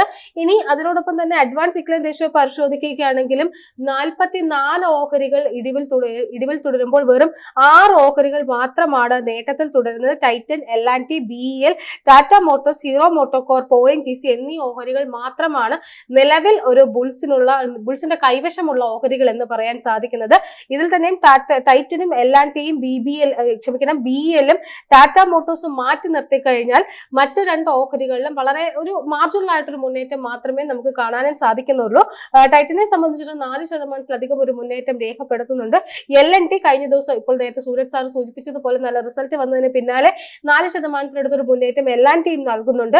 BEL ഓഹരികളിൽ ഒരുപക്ഷെ ഇന്നിപ്പോൾ വിപണിയിലെമ്പാടും ഒരു നെഗറ്റീവ് സെന്റിമെന്റ്സ് വന്നപ്പോഴേക്കും അല്ലെങ്കിൽ ഈ ഒരു നെഗറ്റീവ് സിറ്റുവേഷനെ പോസിറ്റീവായിട്ട് എക്സ്പ്ലോയിറ്റ് ചെയ്തിരിക്കുന്നത് ഡിഫൻസ് മേഖലയാണ് എന്ന് തന്നെ പറയേണ്ടിയിരിക്കുന്നു. കാരണം തുടക്കം മുതൽ ഒരുപക്ഷെ ഈ ഒരു ഡിഫൻസ് സെക്ടറിൽ വളരെ ശക്തമായിട്ടുള്ള ഒരു ബൈയിങ് മൊമെന്റം നമുക്ക് കാണാൻ സാധിച്ചിട്ടുണ്ടായിരുന്നു. നമ്മൾ രാവിലത്തെ മാർക്കറ്റ് സ്ക്രീനിൽ തന്നെ സൂചിപ്പിച്ചിട്ടുണ്ടായിരുന്നു. HAL, Bharat electronics, Bharat dynamics, അതിനോടൊപ്പം തന്നെ മെസിക്കോണ്ടോക്ക്, ഗാർഡൻ റീച്ച്, കൊച്ചിൻ ഷിപ്പേഴ്സ് തുടങ്ങിയ ഓഹരികളൊക്കെ തന്നെ വിപണി ബെഞ്ച് മാർക്ക് ഇൻഡെക്സ് വളരെ ശക്തമായിട്ട് ഇടിവിലേക്ക്, അല്ലെങ്കിൽ ബെഞ്ച് മാർക്ക് ഇൻഡെക്സുകൾ അല്ലെങ്കിൽ ഉൾപ്പെടെ മറ്റ് പ്രധാനപ്പെട്ട ഇൻഡെക്സുകൾ പോലും ഇടിവിലേക്ക് പോയപ്പോൾ പോലും ഈ ഒരു ഡിഫൻസ് മേഖലയിൽ പ്രവർത്തിക്കുന്ന ഓഹരികൾക്ക് വളരെ ശക്തമായിട്ടൊരു ബൈയിങ് ഇൻട്രസ്റ്റ് കടന്നു വന്നിട്ടുണ്ട്. അത് ഇപ്പോഴും മെയിൻറ്റെയിൻ ചെയ്യാനായിട്ട് സാധിക്കുന്നുണ്ട് എന്ന് തന്നെയാണ് മനസ്സിലാക്കാൻ സാധിക്കുന്നത്.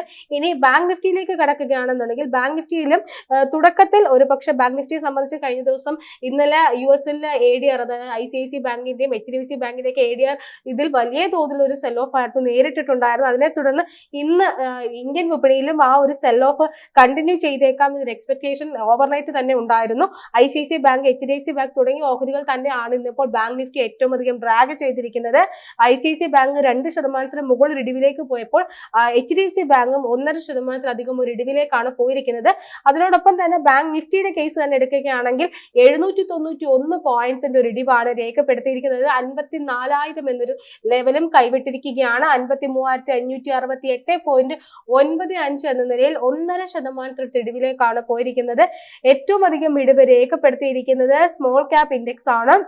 ഒരുപക്ഷെ ഈ ഒരു പാനിക് സെല്ലിംഗ് വരുമ്പോൾ നമുക്കെല്ലാം അറിയാവുന്നത് പോലെ തന്നെ ഏറ്റവും പ്രധാനമായിട്ടും അല്ലെങ്കിൽ ആദ്യം നിക്ഷേപകർ ഒരു ഭീതിയിലാഴ്ത്തുന്ന ഒരു സെക്ടർ എന്ന് പറയുന്നത് വോളറ്റൈലായിട്ടും റിസ്ക് ഏറ്റവും കൂടുതലുമുള്ള ഒരു സെക്ടർ ആയിട്ടുള്ള സ്മോൾ അല്ലെങ്കിൽ മിഡ് ക്യാപ് സെക്ടർ ആയിരിക്കും. ഇന്നിപ്പോൾ നോക്കുമ്പോഴും അത്തരത്തിലൊരു ട്രെൻഡ് തന്നെയാണ് കാണുന്നത്. സ്മോൾ ക്യാപ് ഇൻഡെക്സ് 2% മുകളിൽ ഇടിവിലേക്ക് പോയിട്ടുണ്ട്. ഒപ്പം തന്നെ റിയൽറ്റി മേഖലയാണ് ഇന്ന് ഒരുപക്ഷെ ഒരു വേഴ്സ്റ്റ് പെർഫോമിംഗ് സെക്ടർ ആയിട്ട് മാറിയിരിക്കുന്നത്. റിയൽറ്റി മേഖലയെ സംബന്ധിച്ചിട്ട് നിലവിൽ ഏകദേശം 4% മുകളിൽ ഇടിവിലേക്കാണ് പോയിരിക്കുന്നത്. ജാസ്മിൻ, ഇതൊക്കെയാണ് ഈ ഒരു നിമിഷങ്ങളിലെ പ്രധാനപ്പെട്ടുള്ള അപ്ഡേറ്റ്സ് എന്ന് പറയുന്നത്. ശരി, അനിലയാണ് ഇപ്പോൾ മാർക്കറ്റിന്റെ കൂടുതൽ അപ്ഡേറ്റ്സ് നൽകിയിട്ടുണ്ടായിരുന്നത്. മാർക്കറ്റ് ഏതായാലും ഈ ഒരു സാഹചര്യത്തോടെ നെഗറ്റീവ്ലി തന്നെ പെർഫോം ചെയ്യുന്നു എന്ന് തന്നെ പറയാം.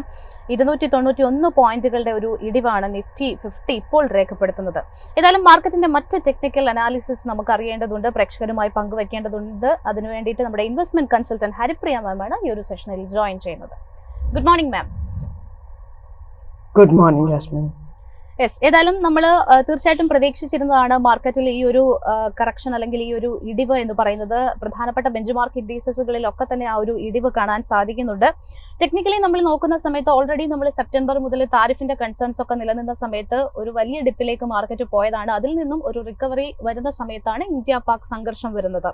ഇനി മാർക്കറ്റിനെ സംബന്ധിച്ചിടത്തോളം ഒരു കോഷ്യസ് ആയിട്ടുള്ള സ്റ്റാൻസ് സ്വീകരിക്കേണ്ട സമയമായിട്ടുണ്ടോ? എങ്ങനെയാണ് പ്രധാനപ്പെട്ട ലെവൽസ്? ഇപ്പൊ തന്നെ നിഫ്റ്റി നോക്കുവാണെങ്കിൽ നമുക്ക് കാണാൻ പറ്റുന്നുണ്ട് 1.16% ഇടിവിലാണ് നിൽക്കുന്നത്. 24,000 ലെവലിൽ നിൽക്കുകയാണ്. അതിന് താഴെ ഓൾറെഡി പോയി കഴിഞ്ഞു. അവിടുന്ന് ഒരു ചെറിയ മൂവ്മെന്റ് അപ്പൊ നമുക്ക് കാണാൻ പറ്റുന്നുണ്ട്. സ്റ്റിൽ ഡൗൺ ആണ് എന്നുള്ളതാണ് നമ്മൾ സ്വീകരിക്കേണ്ട നയം. കാരണം നല്ലൊരു വലിയ ടെയിലാണ് അതിൽ ഫോം ചെയ്തേക്കുന്നത്. ഇന്നത്തെ മൂവ്മെന്റ് കണ്ടാൽ നമുക്ക് മനസ്സിലാവും ചെറിയ ഒരു ഗ്രീനിഷ് ഫോർമേഷൻ താഴെ വന്നിട്ടുണ്ടെങ്കിൽ പോലും മേളിൽ ഒരു വലിയ ടെയിൽ ഫോം ചെയ്തിട്ടുണ്ട്. അപ്പം താഴെ ലെവലിൽ നിന്ന് ബൈയിങ്ങിനുള്ള പ്രഷർ ഉണ്ട് എന്ന് നമ്മൾ മനസ്സിലാക്കണം. ഇതിൽ പ്രത്യേകം ശ്രദ്ധിക്കേണ്ട ഒരു കാര്യം, ഈ ജിയോ പൊളിറ്റിക്കൽ ടെൻഷൻ നടക്കുന്ന സമയത്ത് തന്നെ നമ്മളിപ്പം ഏപ്രിൽ 11ന്റെയും ഏപ്രിൽ 15-ാം തീയതി ആ 2 ദിവസങ്ങളിലെ ആ ഒരാഴ്ച ഗ്യാപ്പില് നെക്സ്റ്റ് അങ്ങോട്ട് പൊങ്ങിയപ്പോഴത്തേനും ഒരു ചെറിയ ഗ്യാപ്പ് ഫോം ചെയ്തിട്ടുണ്ട് അവിടെ. ഒരു 23,200, അതായത് 22,900 നിന്ന് 23,200 വരെയുള്ള ഒരു ഗ്യാപ്പ് ഇപ്പോഴും നിഫ്റ്റിയിൽ കിടപ്പുണ്ട്. നിഫ്റ്റി പി റേഷ്യോ ഒക്കെ വെച്ച് നോക്കുമ്പോൾ തന്നെ ഇപ്പോഴും വാല്യുവേഷൻ കറക്റ്റ് ആണ്. പക്ഷെ സ്റ്റിൽ ആ ഗ്യാപ്പ് നമ്മൾ എപ്പോഴെങ്കിലും ഫില്ല് ചെയ്തേ മതിയാവുള്ളൂ. അതിനുള്ള ഒരു മൂവ്മെന്റ് താഴേക്ക് നമ്മൾ എപ്പോ വേണമെങ്കിലും പ്രതീക്ഷിക്കാം. എത്രയും വേഗം അത് ഫില്ല് ചെയ്യുന്നതോ അത്രയും നല്ലത് എന്നുള്ളതാണ് എന്റെ അഭിപ്രായം. അതേപോലെ തന്നെ നിഫ്റ്റി ബാങ്കിൽ നമ്മൾ നോക്കുവാണെങ്കിലും അതുപോലെ തന്നെ ഒരു ഗ്യാപ്പ് അതേ ദിവസങ്ങളിൽ ഏപ്രിൽ 11-നും ഏപ്രിൽ 15-നും ഇടയിൽ ഫോം ചെയ്തിട്ടുണ്ട്. 51,900 ലെവല് 51,200 ലെവലിന്റെ ഉള്ളില് ആ ഗ്യാപ്പും ഫില്ല് ചെയ്തേ മതിയാവുള്ളൂ. അതിനുള്ള ഇടിവാണോ ഈ വരുന്നത് ഈ ജിയോ പൊളിറ്റിക്കൽ ടെൻഷൻ ഉപയോഗിച്ച് നടക്കുന്നത് എന്നും നമ്മൾ നിരീക്ഷിക്കേണ്ടിയിരിക്കുന്നു. അപ്പം watch and wait and watch എന്നുള്ള നയമാണ് ഞാൻ ഇവിടെ പ്രഖ്യാപിക്കുന്നത്. വെയിറ്റ് ആൻഡ് വാച്ച് സമീപനം തന്നെ തുടരേണ്ടതുണ്ട്. മാർക്കറ്റിൽ ആ ഒരു ഗ്യാപ്പ് ഫില്ലിംഗ് അനിവാര്യം തന്നെയാണ്. ഇനി നമ്മൾ സെക്ടേഴ്സ് വൈസ് നോക്കുകയാണെന്നുണ്ടെങ്കിലും ഇന്ന് എല്ലാ സെക്ടറൽ സൂചികകളിലും വലിയ ഇടിവാണ് കാണാൻ സാധിക്കുന്നത്. എസ്പെഷ്യലി റിയൽറ്റി മേഖലയാണ് ഏറ്റവും അധികം ഇടിവ്, 3.5% പിന്നിട്ടിരിക്കുന്നു. റിയൽറ്റി മേഖലയെ സംബന്ധിച്ചിടത്തോളം 812 എന്നുള്ളൊരു നിലവാരത്തിലാണ് ഇപ്പോൾ ട്രേഡ് ചെയ്യുന്നത്. നമ്മൾ ഈ ഒരു സെക്ടറിൻ്റെ ഒരു പെർഫോമൻസ് പരിശോധിക്കുകയാണെന്നുണ്ടെങ്കിലും ഇയർ ടു ടിൽ ഡേറ്റിൽ ഓൾമോസ്റ്റ് മറ്റ് പ്രധാനപ്പെട്ട സെക്ടേഴ്സിനെ അപേക്ഷിച്ച് ഏറ്റവും അധികം താഴ്പോട്ടുള്ള ഒരു സെക്ടർ കൂടിയാണ് റിയൽറ്റി, 23%. റിയൽറ്റി മേഖലയുടെ ഒരു ടെക്നിക്കലി എങ്ങനെയാണ് ഇൻഡിക്കേറ്റ് ചെയ്യുന്നത് ചാർട്ട്? ഇപ്പം റിയൽറ്റി മേഖലയിൽ നിക്ഷേപിക്കാൻ പറ്റുന്ന ടൈം അല്ല. കാരണം ഓൾറെഡി ഒരു ഡൗൺ ട്രെൻഡിലായിരുന്നു. ഇപ്പൊ ഒരു ചെറിയ കൺസോളിഡേഷൻ നടന്നുകൊണ്ടിരിക്കുകയാണ്. നമുക്കിപ്പോ പറയാൻ പറ്റുന്നത് നിഫ്റ്റി റിയൽറ്റിയുടെ പോയിന്റ്സ് നോക്കിയിട്ടുണ്ടെങ്കിൽ ഓൾമോസ്റ്റ് 900 പോയിന്റ്സിനും താഴെ 780 അല്ലെങ്കിൽ 800 പോയിന്റിനും 800 to 900 എന്നുള്ള ആ 100 പോയിന്റ് തന്നെ എടുക്കാം.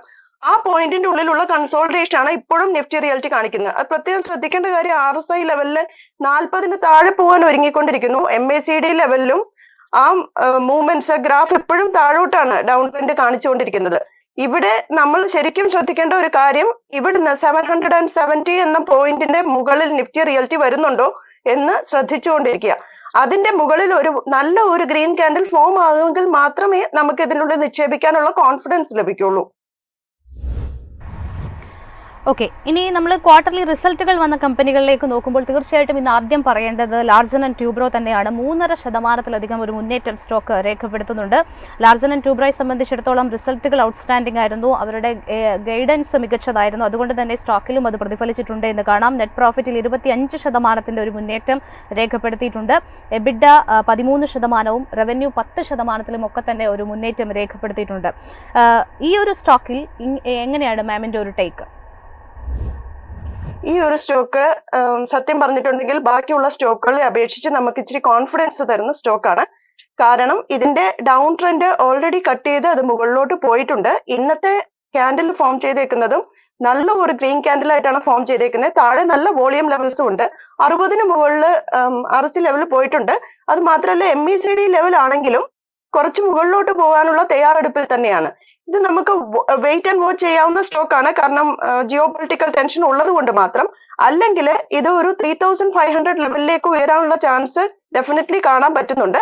3,500 എന്നുള്ള റെസിസ്റ്റൻസിൽ വന്ന് അതെങ്ങനെ റിയാക്ട് ചെയ്യും എന്ന് മാത്രം കണ്ട് മുകളിലോട്ടുള്ള തയ്യാറെടുപ്പിന് നിരീക്ഷിക്കണം. പക്ഷേ 3,300-ന് താഴെ എപ്പോഴെങ്കിലും ഈ സ്റ്റോക്ക് പോവുകയാണെങ്കിൽ നമ്മൾ അതിനെ വെയിറ്റ് ആൻഡ് വാച്ച് ചെയ്യേണ്ട കാര്യമുണ്ട്. അതല്ലാതെ ഇത് ഈ മുകളിൽ നിൽക്കുന്നിടത്തോളം കാലം നമ്മൾ കുറച്ചും കൂടെ സേഫ് ആണ്. മാത്രമല്ല 20-ഡേ മൂവിംഗ് ആവറേജ് ലെവലിനും മുകളിൽ തന്നെയാണ് ഈ സ്റ്റോക്ക് ട്രേഡ് ചെയ്യുന്നത്.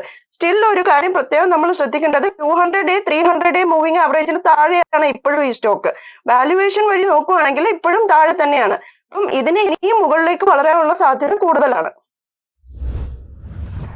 മറ്റൊരു സ്റ്റോക്ക് സി എന്റർടൈൻമെന്റ് ആണ്. മീഡിയ സെഗ്മെന്റിൽ നിന്നും ഇന്ന് 0.5% ഒരു ഇടിവിലാണ് സ്റ്റോക്ക് ഉള്ളത്. ഈ ഒരു സ്റ്റോക്കിന്റെ പെർഫോമൻസ് പരിശോധിക്കുകയാണെന്നുണ്ടെങ്കിൽ ക്വാർട്ടർലി നമ്പേഴ്സ് വന്നിട്ടുണ്ടായിരുന്നു. റവന്യൂ ഒരു മാർജിനൽ ആയിട്ടുള്ള മുന്നേറ്റമാണ് എങ്കിൽ പോലും നെറ്റ് പ്രോഫിറ്റിൽ ഒരു വലിയ കുതിച്ചുചാട്ടം കമ്പനിക്ക് ഈ ഒരു ക്വാർട്ടറിൽ കൊണ്ടുവരാൻ സാധിച്ചിട്ടുണ്ട്. ഇതിന്റെ ഒരു ചാർട്ട് പരിശോധിക്കുന്ന സമയത്ത് സ്റ്റോക്കിന്റെ ഒരു 52 വീക്ക് ഹൈ നമ്മൾ കാണുന്നത് 168 രൂപയിലാണ്. അവിടെ നിങ്ങോട്ടൊരു റോളർ കോസ്റ്റർ റൈഡിന് തന്നെ സാക്ഷ്യം വഹിച്ചിട്ടുള്ള ഒരു സ്റ്റോക്ക് കൂടിയാണ് സി എന്റർടൈൻമെന്റ് എന്ന് പറയുന്നത്. നിലവിൽ ഈ സ്റ്റോക്കിനെ എങ്ങനെയാണ് വിലയിരുത്തുന്നത്? ഈ സ്റ്റോക്കില് 33% ഇപ്പം ജാസ്മിൻ പറഞ്ഞ പോലെ തന്നെ ഇടിവുണ്ട്. എന്നിരുന്നാലും ഒരു കൺസോളിഡേഷൻ ലെവലിൽ നിന്ന് ഇത് മുകളിലേക്ക് ചാടാനുള്ള തയ്യാറെടുപ്പിലാണ്. സ്റ്റിൽ ഇന്നത്തെ വാല്യുവേഷൻസ് നമ്മൾ നോക്കുവാണെങ്കിൽ ഇന്നത്തെ മൂവ്മെന്റ്സ് വെച്ചിട്ട് വോളിയം ലെവല് കുറച്ച് മുകളിലാണ്. ഒരു നല്ല ഹൈ വോളിയം ഇന്നലെ തന്നെ ഫോം ചെയ്തിട്ടുണ്ടായിരുന്നു. അതുകൊണ്ട് വലിയ ഇൻവെസ്റ്റേഴ്സ് സ്റ്റെപ്പ് ഇൻ ചെയ്തിട്ടുള്ള തയ്യാറെടുപ്പിലാണ്. അതുകൊണ്ട് തന്നെ ഈ സ്റ്റോക്ക് മുകളിൽ പോകാനുള്ള ചാൻസ് നമുക്ക് കാണാൻ പറ്റും. സ്റ്റിൽ കൺസോളിഡേഷൻ ലെവൽ ഇത് ഒരിക്കലും ബ്രേക്ക് ചെയ്തിട്ടില്ല. ബ്രേക്ക് ചെയ്യാനുള്ള തയ്യാറെടുപ്പാണെന്ന് മാത്രമേ ഉള്ളൂ. അതുകൊണ്ട് നമ്മൾ എപ്പോഴും വാച്ച് ചെയ്യേണ്ട ഒരു ലെവലാണ് 120. 120 എന്ന പോയിന്റ് കഴിഞ്ഞ് ഇതിന് മുകളിലോട്ട് ചാടാനുള്ള ഒരു തയ്യാറെടുപ്പിനായി ഒരു നല്ല ഗ്രീൻ മുക്ക് ക്യാൻഡിലും ഗ്രീൻ വോളിയവും കാണിക്കുകയാണെങ്കിൽ ഒരു 14-15% എങ്കിലും മുകളിലോട്ട് പോകാനുള്ള ചാൻസ് കാണുന്നുണ്ട്. പക്ഷേ സ്റ്റിൽ നമ്മൾ പ്രത്യേകം ശ്രദ്ധിക്കേണ്ട ഒരു കാര്യം, ഈ കൺസോളിഡേഷൻ ലെവലിലായ 100 രൂപ എന്നുള്ള പോയിന്റ്, ആ പോയിന്റിൽ നിന്ന് താഴെ ഇത് പോകാൻ പാടില്ല. അത് താഴെ പോയിട്ടുണ്ടെങ്കിൽ ഇത് തിരിച്ച് 90 ലെവൽ ഹിറ്റ് ചെയ്യാനുള്ള ചാൻസും ഉണ്ട്. യെസ്. എന്തായാലും മറ്റൊരു പ്രധാനപ്പെട്ട സ്റ്റോക്ക് കല്യാൺ ജ്വല്ലേഴ്സ് ആണ്. ഇന്നത്തെ മാർക്കറ്റിൽ കല്യാൺ ജ്വല്ലേഴ്സിനെ സംബന്ധിച്ചിടത്തോളം ഒരു പോസിറ്റീവ് നോട്ടിലാണ് ട്രേഡ് ചെയ്യുന്നത് എന്നാണ് കാണാൻ സാധിക്കുന്നത്. 1.5%-ലധികം ക്വാർട്ടർലി റിസൾട്ടുകൾ വന്നിട്ടുണ്ടായിരുന്നു. അതിനുശേഷമുള്ള ഒരു പെർഫോമൻസ് ആണ് കല്യാൺ ജ്വല്ലേഴ്സിൽ കാണുന്നത്. ഇയർ ടു ടിൽ ഡേറ്റിൽ ഒരു നെഗറ്റീവ് റിട്ടേൺ നൽകിയിട്ടുള്ള സ്റ്റോക്കാണ് കല്യാൺ ജ്വല്ലേഴ്സ് എന്ന് പറയുന്നത്. തീർച്ചയായിട്ടും പല ഇൻവെസ്റ്റേഴ്സിന്റെയും പോർട്ട്ഫോളിയോയിൽ ഉണ്ടായിരിക്കാൻ സാധ്യതയുള്ള ഒരു സ്റ്റോക്ക് കൂടിയാണ്. ഡിമാൻഡ് പരിതസ്ഥിതിയിലൊക്കെ തന്നെ ഗോൾഡ് ഓൾ ടൈം ഹൈ രേഖപ്പെടുത്തിയപ്പോൾ പോലും ഡിമാൻഡ് ഉണ്ടായിരുന്നത് കൊണ്ട് തന്നെ കമ്പനിയുടെ ഓർണമെന്റ്സ് പല സെഗ്മെന്റുകളിലൊക്കെ തന്നെ ആ ഒരു മുന്നേറ്റം നമുക്ക് ഈ ഒരു ഇയറിൽ കാണാനും സാധിച്ചിട്ടുണ്ട്. കല്യാൺ ജ്വല്ലേഴ്സിൽ ഇനി സ്വീകരിക്കേണ്ട ഒരു സ്റ്റാൻസ് എങ്ങനെയാണ്? Kalyan Jewellers definitely wait and watch ആണ്. കാരണം ഇപ്പോഴും കൺസോളിഡേഷൻ ലെവലായ 495-നും 533-ക്കും നടുവിലാണ് ഇത് ട്രേഡ് ചെയ്തുകൊണ്ടിരിക്കുന്നത്. നമ്മൾ പ്രത്യേകം ഇവിടെ ശ്രദ്ധിക്കേണ്ട കാര്യങ്ങൾ, പല MACD ക്രോസ് ഓവറും ജസ്റ്റ് ഇതിന് മേളിൽ നടന്നുകൊണ്ടിരിക്കുകയാണ്. ഇപ്പം 20-ഡേ ക്രോസ് ഓവറിലാണ് ഇത് നിൽക്കുന്നത്. 20-ഡേ മൂവിംഗ് ആവറേജിന്റെ തൊട്ട് അരികിലാണ് ഇത് നിന്നുകൊണ്ടിരിക്കുന്നത്. അതിന് മുകളിലോട്ട് ഇത് പോകാൻ ശ്രമിക്കുകയാണെങ്കിൽ 533 എന്നുള്ള ലെവലിലും മുകളിലേക്ക് പോകാൻ ശ്രമിക്കുകയാണെങ്കിൽ 100-ഡേ മൂവിംഗ് ആവറേജിന് മുകളിലാവും ഈ സ്റ്റോക്ക്. ആ നേരത്ത് ഒരു ഇൻവെസ്റ്ററിന് പ്രത്യേകം ഇൻവെസ്റ്റ് ചെയ്യാൻ വേണ്ടി, ഒരു ലോങ് ടേം ഇൻവെസ്റ്റ്മെന്റിന് വേണ്ടി ശ്രദ്ധിക്കാവുന്ന ഒരു സ്റ്റോക്കാണ്. കാരണം അത് വിട്ട് ഇത് മുകളിലോട്ട് പോവുകയാണെങ്കിൽ പിന്നെ 597, 600 എന്നുള്ള ലെവലെങ്കിലും കാണാൻ പറ്റും. പക്ഷേ ഈ കറന്റ് ലെവലിൽ നമ്മൾ നോക്കുകയാണെങ്കിൽ ഇപ്പോഴും 60-ക്ക് താഴെയാണ് RSI ലെവൽ നിൽക്കുന്നത്. RSI ലെവല് കുറച്ച് മുകളിലോട്ട് പോകാനുള്ള തയ്യാറെടുപ്പ് കാണിക്കുന്നുണ്ട്. MACD ലെവലും ക്രോസ് ഓവർ പോകണമോ പോകണ്ടയോ എന്നുള്ള ആശങ്കയിൽ നിൽക്കുന്ന പോലെ തന്നെ നമുക്ക് തോന്നും. അതുകൊണ്ട് ഇത് വെയിറ്റ് ആൻഡ് വാച്ച് സ്റ്റോക്ക് ആണ്. കൺസോളിഡേഷൻ ലെവലിൽ നിൽക്കുന്ന അത്രയും കാലം ഈ 495 എന്നുള്ള ലെവൽ പ്രത്യേകം ശ്രദ്ധിക്കണം. അതിന് കീഴ്പോട്ട് ഈ സ്റ്റോക്ക് പോവുകയാണെങ്കിൽ ഡെഫിനറ്റ്ലി ഇൻവെസ്റ്ററിന് ഒരു നിരാശാജനകമായ പ്രകടനം ഇത് കാഴ്ച വെച്ചേക്കാം. കാരണം ഗ്രീൻ വോളിയം ഇപ്പോഴും ഇതിൽ വന്നു തുടങ്ങിയിട്ടില്ല. ക്യാൻഡിൽസ് മാത്രം വലുതായിട്ട് മൂവ് ചെയ്യുന്നുണ്ട് എന്ന് മാത്രമേ ഉള്ളൂ. പക്ഷേ താഴെയുള്ള ഗ്രീൻ വോളിയം ലെവൽസ് ഇവിടെ വന്നു ചേർന്നിട്ടില്ല എന്നുള്ളത് പ്രത്യേകം നിരീക്ഷിക്കേണ്ട ഒരു കാര്യമാണ്.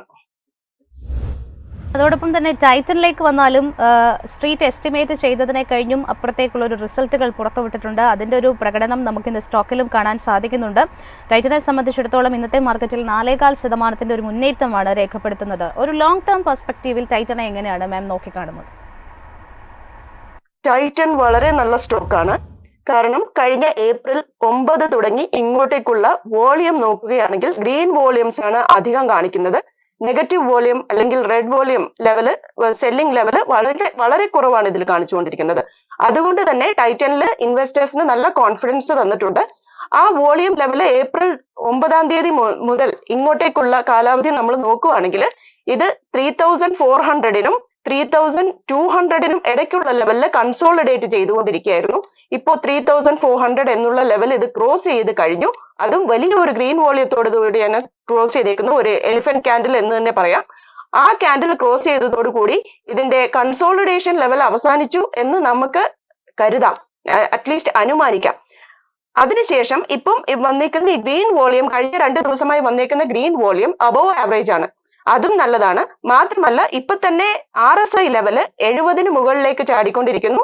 MACD ക്രോസ് ഓവറും മുകളിലേക്കാണ് പോയിന്റഡ് ആയിട്ട് കാണിക്കുന്നത്. അതുകൊണ്ട് തന്നെ ഇതിന്റെ കൺസോളിഡേഷനും ഡൗൺ ട്രെൻഡും എല്ലാം കഴിഞ്ഞു. ഇതിന്റെ ജമ്പ് ചെയ്യാനുള്ള സമയം, കുറച്ചും കൂടി മുകളിലേക്ക് പോകാനുള്ള സമയം ആയിരിക്കുന്നു. 3600 ലെവലെങ്കിലും നമുക്ക് പ്രതീക്ഷിക്കാം എന്ന് തോന്നുന്നു. പക്ഷെ ഇപ്പോഴത്തെ ജിയോ പൊളിറ്റിക്കൽ ടെൻഷൻ വെച്ച് നമ്മൾ വെയിറ്റ് ആൻഡ് വാച്ച് ചെയ്യേണ്ടതാണ്. സ്റ്റിൽ ഈ വോളിയം, ഈ ഇന്നത്തെ ക്യാൻഡലിന് മുകളിലേക്ക് ഇത് ക്രോസ് ചെയ്ത് പോവുകയാണെങ്കിൽ നമുക്കൊരു നല്ല ജമ്പ് എക്സ്പെക്ട് ചെയ്യാം. ലോങ് ടേമിന് ഡെഫിനറ്റ്ലി ടൈറ്റൻ പ്രിഫേർഡ് സ്റ്റോക്കാണ്. മറ്റൊരു സ്റ്റോക്ക് ഇന്ന് 2% ഇടിവ് രേഖപ്പെടുത്തുന്ന എറ്റേണൽ, അതായത് സൊമാറ്റോയുടെ സ്റ്റോക്കിലേക്കാണ് പോകുന്നത്. സൊമാറ്റോയെ സംബന്ധിച്ചിടത്തോളം കഴിഞ്ഞ ദിവസങ്ങളിൽ 5% ഒരു ഫോൾ നമ്മൾ കണ്ടതാണ്. അനലിസ്റ്റുകളൊക്കെ തന്നെ ഇന്റൻസ് ആയിട്ടുള്ള ഒരു കോമ്പറ്റീഷൻ മേഖലയിൽ വരുന്നതിൽ കൺസേൺ റേസ് ചെയ്തിട്ടുണ്ട്. അതുകൊണ്ട് തന്നെ ഈ മേഖലയിൽ പ്രവർത്തിക്കുന്ന സ്വിഗ്ഗി, സൊമാറ്റോയിലൊക്കെ തന്നെ നമുക്കൊരു ഇടിവ് കാണുന്നുണ്ട്. ഈ ഒരു സൊമാറ്റോയുടെ സ്റ്റോക്കിനെ സംബന്ധിച്ചിടത്തോളം വലിയൊരു ഹൈപ്പോട് കൂടി പലരും കൊണ്ടു നടന്നിരുന്ന ഒരു സ്റ്റോക്കാണ്. അതിൻ്റെ ഒരു പ്രതാപകാലം കഴിഞ്ഞോ എന്ന് തോന്നിപ്പിക്കും വിധത്തിലാണ് ഇപ്പോൾ ഈ സ്റ്റോക്കിന്റെ പെർഫോമൻസ് ഉള്ളത്. നിലവിൽ ഈ ഒരു സ്റ്റോക്കിനെ മാം എങ്ങനെയാണ് നോക്കിക്കാണുന്നത്? ഈ stock definitely wait and watch ആണ്. കാരണം ഇതും കൺസോളിഡേഷൻ ലെവലിലാണ് നിന്നുകൊണ്ടിരിക്കുന്നത്. ഇതുവരെ കൺസോളിഡേഷൻ ലെവലിന് പുറത്ത് ചാടിയിട്ടില്ല. പ്രത്യേകം ശ്രദ്ധിക്കേണ്ട ലെവൽസ് 220 എന്നുള്ള ലെവൽസും 240 എന്നുള്ള ലെവൽസുമാണ്. കറന്റ്ലി ഇത് ട്രേഡ് ചെയ്യുന്നത് 225 എന്നുള്ള ലെവലിലാണ്. അതായത് താഴെയുള്ള ആ റെസിസ്റ്റൻസ് ലെവലിന് അടുത്തേക്ക് ഇത് വന്നുകൊണ്ടിരിക്കുന്നു എന്ന് അനുമാനിക്കണം. അത് മാത്രമല്ല ഒരു നല്ല ഗ്രീൻ ക്യാൻഡിൽ ഫോർമേഷൻ ഒരു ദിവസം മാത്രമാണ് ഇവിടെ ഫോം ചെയ്തേക്കുന്നത്. 2 മെയ് എന്നുള്ള ദിവസം മാത്രമാണ് ഫോം ചെയ്തേക്കുന്നത്. ആ നേരത്തെ ക്യാൻഡിൽ സ്റ്റിക്കിന്റെ വലിപ്പം കണ്ടാലും നമുക്ക് മനസ്സിലാവും ആരോ വലിയ ഒരു ഇൻവെസ്റ്റർ ഇതിൽ ജമ്പ് ചെയ്തിട്ടുണ്ട്. പക്ഷേ അതുവരെയും അതിനുശേഷവും നമുക്ക് ഇതുവരെ ഒരു നല്ല ഗ്രീൻ ക്യാൻഡിൽ കാണാൻ കഴിഞ്ഞിട്ടില്ല. സൊമാറ്റോയിൽ വെയിറ്റ് ആൻഡ് വാച്ച് തന്നെ ആ നയമാണ് സ്വീകരിക്കുന്നത് ഇതിൽ നല്ലത്. അതല്ല കൺസോളിഡേഷൻ ലെവലിൽ നമ്മൾ ചിന്തിക്കണം എന്നുണ്ടെങ്കിൽ 220 എന്ന ലെവലിന്റെ അടുത്ത് നല്ലൊരു ഗ്രീൻ വോളിയത്തോടു കൂടി മുകളിലേക്ക് പോവുകയാണെങ്കിൽ ഇത് 240 എന്നുള്ള ലെവൽ, ആ റെസിസ്റ്റൻസ് ലെവൽ വരെ ഇത് വരാം. ആ സപ്പോർട്ട് ആ റെസിസ്റ്റൻസിൽ വന്നിട്ട് അത് തിരിച്ചെടുക്കാം. ഈ 220 എന്നുള്ള സപ്പോർട്ട് ലെവൽ നമ്മൾ തീർച്ചയായും മാനിക്കേണ്ട ഒന്നാണ് ഇവിടെ. വന്ന് ഇന്ന് പെർഫോം ചെയ്യുന്ന മറ്റൊരു കമ്പനി പിഡിലൈറ്റ് ഇൻഡസ്ട്രീസ് ആണ്.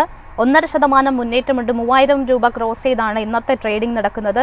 ഈ ഒരു കമ്പനിയെ കുറിച്ച് പറയുകയാണെന്നുണ്ടെങ്കിൽ ഇയർ ഓൺ ഇയറിൽ പ്രോഫിറ്റ് 40% ഒരു ജമ്പ്, ഒരു മുന്നേറ്റം കാഴ്ചവെച്ചിരിക്കുകയാണ്. പിഡിലൈറ്റ് ഇൻഡസ്ട്രീസിനെ സംബന്ധിച്ചിടത്തോളം ഒരു long and short term take എങ്ങനെയായിരിക്കും?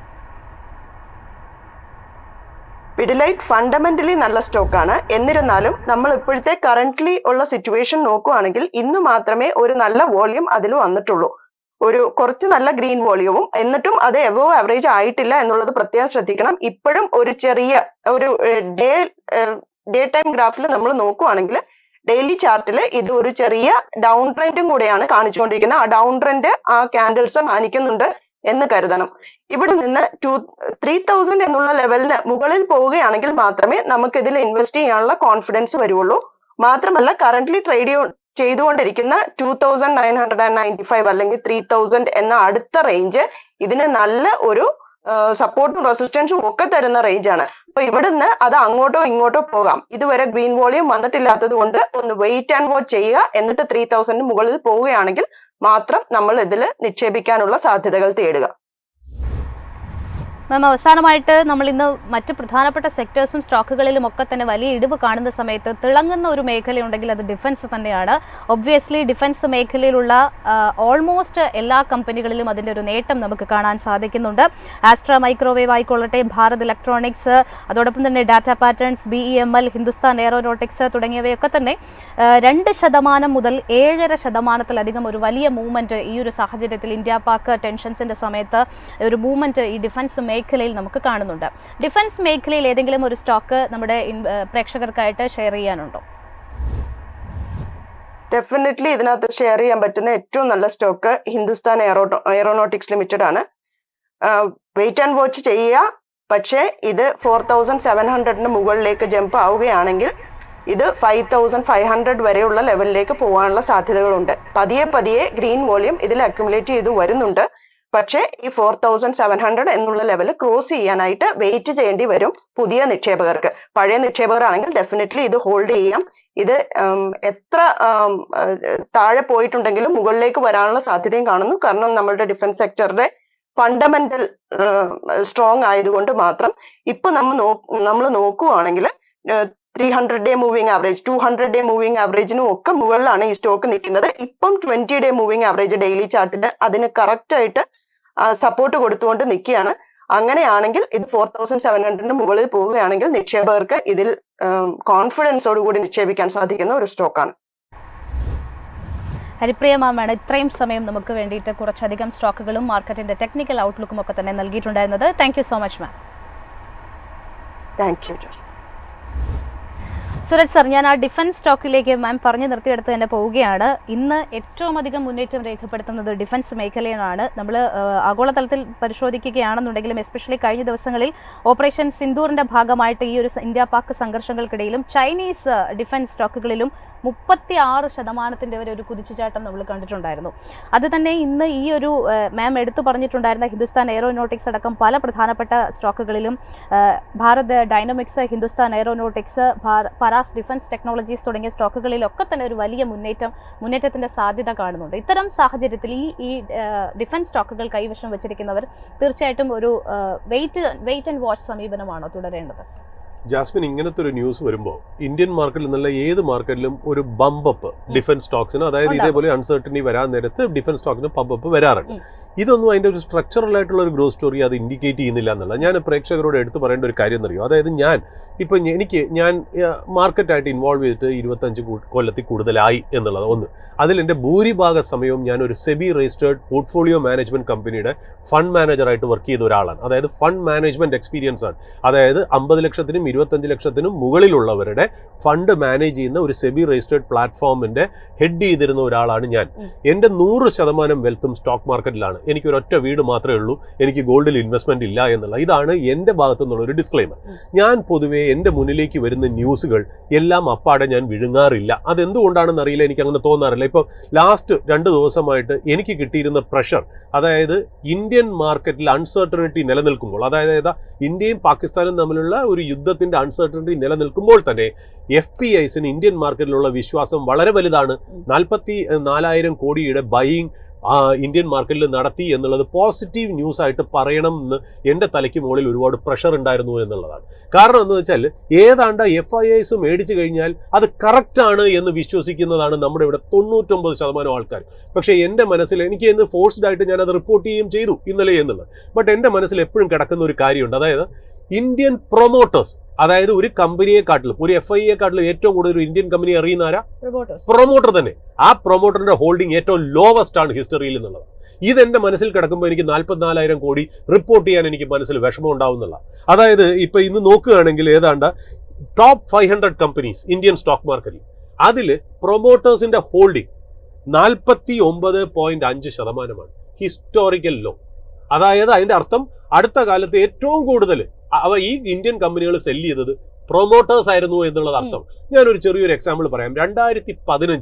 2015 പ്രൊമോട്ടർ ഹോൾഡിംഗ് എത്രയായിരുന്നു അറിയോ? ഇന്ത്യൻ കമ്പനീസിൽ ടോപ്പ് 500 52.5, 52.1 എന്ന് കൂട്ടുക, 52% എന്ന് വിചാരിക്കാം. ആ 52% നിന്ന് ഇന്ന് അത് താഴേക്ക് 49% കുറഞ്ഞു പ്രൊമോട്ടറിന്റെ ഹോൾഡിംഗ്. FISന്റെ ഹോൾഡിങ്ങോ 2015 22% കുറഞ്ഞ് 18%. റീറ്റെയിൽ ഷെയർ ഹോൾഡർ, അതായത് റീറ്റെയിൽ ഇൻസ്റ്റിറ്റ്യൂഷൻസും നമ്മളെ റീറ്റെയിൽ ഇൻഡിവിജ്വൽ ഇൻവെസ്റ്റർ ഷെയർ ഹോൾഡേഴ്സും കൂടെ ചേർന്ന് 10%. 2015 10% ഇപ്പൊ 19%. ഇന്ന് നമ്മൾ FISനേക്കാളും കൂടുതൽ നമ്മുടെ ഈ പറയുന്ന പോലെ നമ്മുടെ റീറ്റെയിൽ ഷെയർ ഹോൾഡേഴ്സ് ആണെന്നുള്ള. അപ്പൊ ഈ ഇൻഫർമേഷൻ എന്റെ ബാക്കിലുള്ളപ്പോൾ നമുക്കൊരിക്കലും FIIs വന്ന് മേടിക്കുക. കാര്യം എൻ്റെ ഫണ്ട് മാനേജ്മെന്റ് ചരിത്രത്തിൽ JP മോർഗനെയും മോർഗൻ സ്റ്റാൻലിയെ പോലെയുള്ള ആൾക്കാരുടെ ബ്രോക്കറേജ് റിപ്പോർട്ട് റീറ്റെയിൽ ഷെയർ ഹോൾഡർക്ക് ബൈയും ഇൻസ്റ്റിറ്റ്യൂഷണൽ ഷെയർ ഹോൾഡറിനും സെല്ല് വന്നിട്ടുള്ള സെയിം റിപ്പോർട്ട് സെയിം ഡേറ്റിലുള്ളത് ഞാൻ ഇന്നും സൂക്ഷിച്ചു വെച്ചിട്ടുണ്ടെന്നുള്ള. അപ്പൊ പക്ഷേ ഇന്ത്യൻ മാർക്കറ്റിലെ ജനതയ്ക്ക് പലർക്കും FIIs പറയുന്നത് വേദവാക്യമായിട്ട് മാത്രം കൺസിഡർ ചെയ്യുന്നുണ്ട്. 99% ആൾക്കാർക്ക് മാർക്കറ്റിൽ പൈസ പോകുന്നെന്നുള്ള. ഒരു ഇന്ത്യൻ മാർക്കറ്റിൽ നമ്മൾ ഏറ്റവും കൂടുതൽ സൂക്ഷിക്കേണ്ടത് പ്രൊമോട്ടറിനെയാണ്, അല്ലെ? പ്രൊമോട്ടർ അതിനകത്ത് സെല്ല് ചെയ്ത് വെച്ചു എന്ന് പറയുമ്പോൾ തന്നെ ഒന്ന് ആലോചിച്ച് നോക്ക്. അവരുടെ കമ്പനിക്ക് കിട്ടാവുന്ന വാല്യുവേഷൻ കിട്ടി എന്ന് മനസ്സിലാക്കിക്കൊണ്ടാണല്ലോ അവർ ചെയ്തത്. നമ്മളിപ്പോ മൈഫിനിൽ നമ്മൾ ഈ ഡെസ്കിൽ നമ്മൾ ഇരിക്കുമ്പോൾ നമ്മുടെ ഡ്യൂട്ടി എന്താണെന്നറിയോ? ഇന്നലെ മാർക്കറ്റിൽ നടന്ന 100,000 കാര്യങ്ങളുണ്ട്. ഈ 100,000 കാര്യങ്ങളും നമുക്ക് പ്രേക്ഷകരുടെ മുന്നിലേക്ക് എത്തിക്കാൻ പറ്റില്ല. അപ്പൊ നമ്മളെ പോലെ എക്സ്പീരിയൻസ്ഡ് ആയിട്ടുള്ള ആൾക്കാർ എന്താ ചെയ്യേണ്ടത്?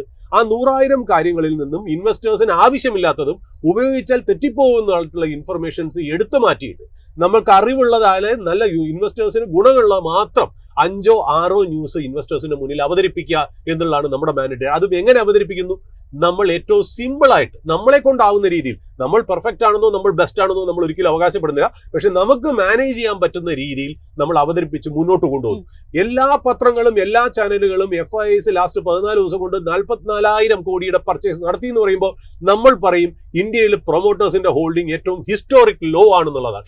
അതാണ് ജനങ്ങൾക്ക് വേണ്ട ഇൻഫർമേഷൻ എന്ന് നമ്മൾ പറഞ്ഞു വെക്കുന്നു. അതിന്റെ കൂടെ തന്നെ ജാസ്മിൻ ചോദിച്ചത് ശരിയാണ്. ഡിഫൻസ് എന്ന് പറയുന്നത് ഇപ്പൊ ഒരു ഇൻതിങ് ആയിട്ട് എല്ലാവരും ചോദിക്കുന്ന ഒരു കാര്യമാണ്. അത് യുദ്ധം വന്നു കഴിഞ്ഞാൽ മാത്രം വരുന്ന ഒരു ചോദ്യമാണ്. അതായത് ഡിഫൻസ് സെക്ടറിന് എങ്ങനെയുണ്ട്? ഡിഫൻസ് സെക്ടറിന് ഓഫ് കോഴ്സ് ഡിഫൻസ് സെക്ടർ ആയാലും ഏത് സെക്ടർ ആയാലും ഒരു കമ്പനിയുടെ ഗ്രോത്ത് നിശ്ചയിക്കുന്നത് അതിന്റെ ഗ്രോത്ത് പ്രോസ്പെക്ട്സ് ആണ്. ഗ്രോത്ത് പ്രോസ്പെക്ട്സ് നന്നായിട്ട് വരുന്നുണ്ടെങ്കിൽ ഏത് സെക്ടറും ആയിക്കോട്ടെ, അത് ഫുഡ് ഡെലിവറി ആയിക്കോട്ടെ, ഡിഫൻസ് ആയിക്കോട്ടെ, ഇലക്ട്രോണിക് മാനുഫാക്ചറിംഗ്, സിമെന്റ് ആയിക്കോട്ടെ, FMCG ആയിക്കോട്ടെ, ബാങ്കിങ് ആയിക്കോട്ടെ, എന്തായിക്കോട്ടെ, നിങ്ങൾക്ക് ഏർണിങ്സ് വന്നു കഴിഞ്ഞാൽ തീർച്ചയായിട്ടും അതിനൊരു വാല്യുവേഷൻ റീറേറ്റിംഗ് ഉണ്ടാവും. നമ്മൾ സാധാരണ പച്ച മലയാളത്തിൽ പറയും പെൺകുട്ടി നല്ലതാണെങ്കിൽ വരൻ വന്നിരിക്കും എന്ന് പറയും പോലെയാണ്. അപ്പൊ അതിനകത്ത് യുദ്ധമാണോ യുദ്ധം ഇല്ലേ എന്നുള്ളൊന്നും രീതിയില്ല.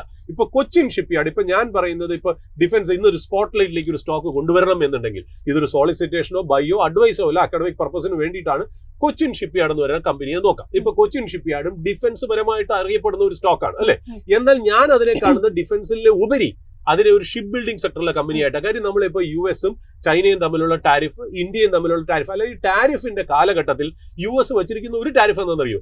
US പോർട്ടിലേക്ക് ചൈനീസ് ഷിപ്പ് വരികയാണെങ്കിൽ, അതായത് ചൈനീസ് നിർമ്മിത മേക്ക് ഇൻ ചൈന ഷിപ്സ് വരികയാണെങ്കിൽ ഞങ്ങൾ അതിന് ടാരിഫ് കൂട്ടും.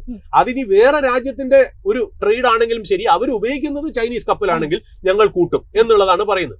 അപ്പൊ തന്നെ നമ്മൾ ആലോചിച്ച് നോക്കണം, ഈ ഷിപ്പ് ബിൽഡിംഗിൽ US വളരെ കുറച്ച് ഷിപ്സേ ഉണ്ടാക്കുന്നു എന്നുള്ള. അതായത് ഏറ്റവും മെജോറിറ്റി ആയിട്ട് എനിക്ക് തോന്നുന്നു 45, 50, 60% വരെ ലോകത്ത് ഉണ്ടാക്കുന്ന ഷിപ്പുകൾ ചൈനീസ് കമ്പനികളാണ്. പിന്നെ ഉണ്ടാക്കുന്ന അതിനകത്തുള്ള വലിയ പ്ലേയേഴ്സ് എന്ന് പറയുന്നത് സൗത്ത് കൊറിയയും ജപ്പാനുമാണ്. അപ്പൊ നമ്മൾ ആലോചിക്കേണ്ട കാര്യം എന്താ? ഇന്ത്യ ഇപ്പൊ ട്രേഡും എക്സ്പോർട്സും നന്നാക്കിക്കൊണ്ട് വരുമ്പോൾ നമുക്ക് എത്ര ഷിപ്പിന്റെ ഫ്ലീറ്റ് ഉണ്ടെന്നുള്ള. അപ്പൊ ആ ഷിപ്പിന്റെ ഫ്ലീറ്റ്സിൽ നമ്മൾ വളരെ കുറവ് അല്ലെങ്കിൽ പുറകിലോട്ടാണെന്നുള്ള ഒരു ഇൻഫർമേഷൻ ഒരു സൈഡിൽ. രണ്ടാമത്, നമ്മൾ ഈ റോഡിലൊക്കെ കാണുന്ന ലോറികളിൽ കയറ്റി കൊണ്ടുപോകുന്ന കണ്ടെയ്നറുകളിൽ ഈ കണ്ടെയ്നറിന്റെ 90%, 95% ചൈനയിലാണ് ഉണ്ടാക്കുന്നത്. അപ്പൊ നമുക്ക് അവിടെ കണ്ടെയ്നറിനുള്ള ഒരു മാനുഫാക്ചറിംഗ് ഫെസിലിറ്റിയും ഇല്ല എന്നുള്ള. അപ്പൊ നമ്മൾ ആലോചിക്കുന്നത് ഇനി വരും ദിവസങ്ങളിൽ ഗവൺമെന്റ് ഇമ്പോർട്ടന്റ് ആയിട്ട് ഇന്ത്യൻ എക്കണോമിയെ കൺസംഷനിൽ നിന്നും ഔട്ട്സോഴ്സിംഗിൽ നിന്നും മാറ്റി ഒരു എക്സ്പോർട്ട് ഓറിയന്റഡ് ആയിട്ട് മാനുഫാക്ചറിംഗും മേക്ക് ഇന്ത്യ ലെവലിലും ടാരിഫും ഒക്കെ എല്ലാത്തിനും നമ്മളൊരു നെഗോസിയേഷൻ നടത്തി മുന്നോട്ട് പോകണമെന്നുണ്ടെങ്കിൽ നമ്മൾ ഷിപ്പിംഗിന്റെ സപ്ലൈ ചെയിൻ സ്ട്രോങ് ആക്കണം എന്നുള്ള.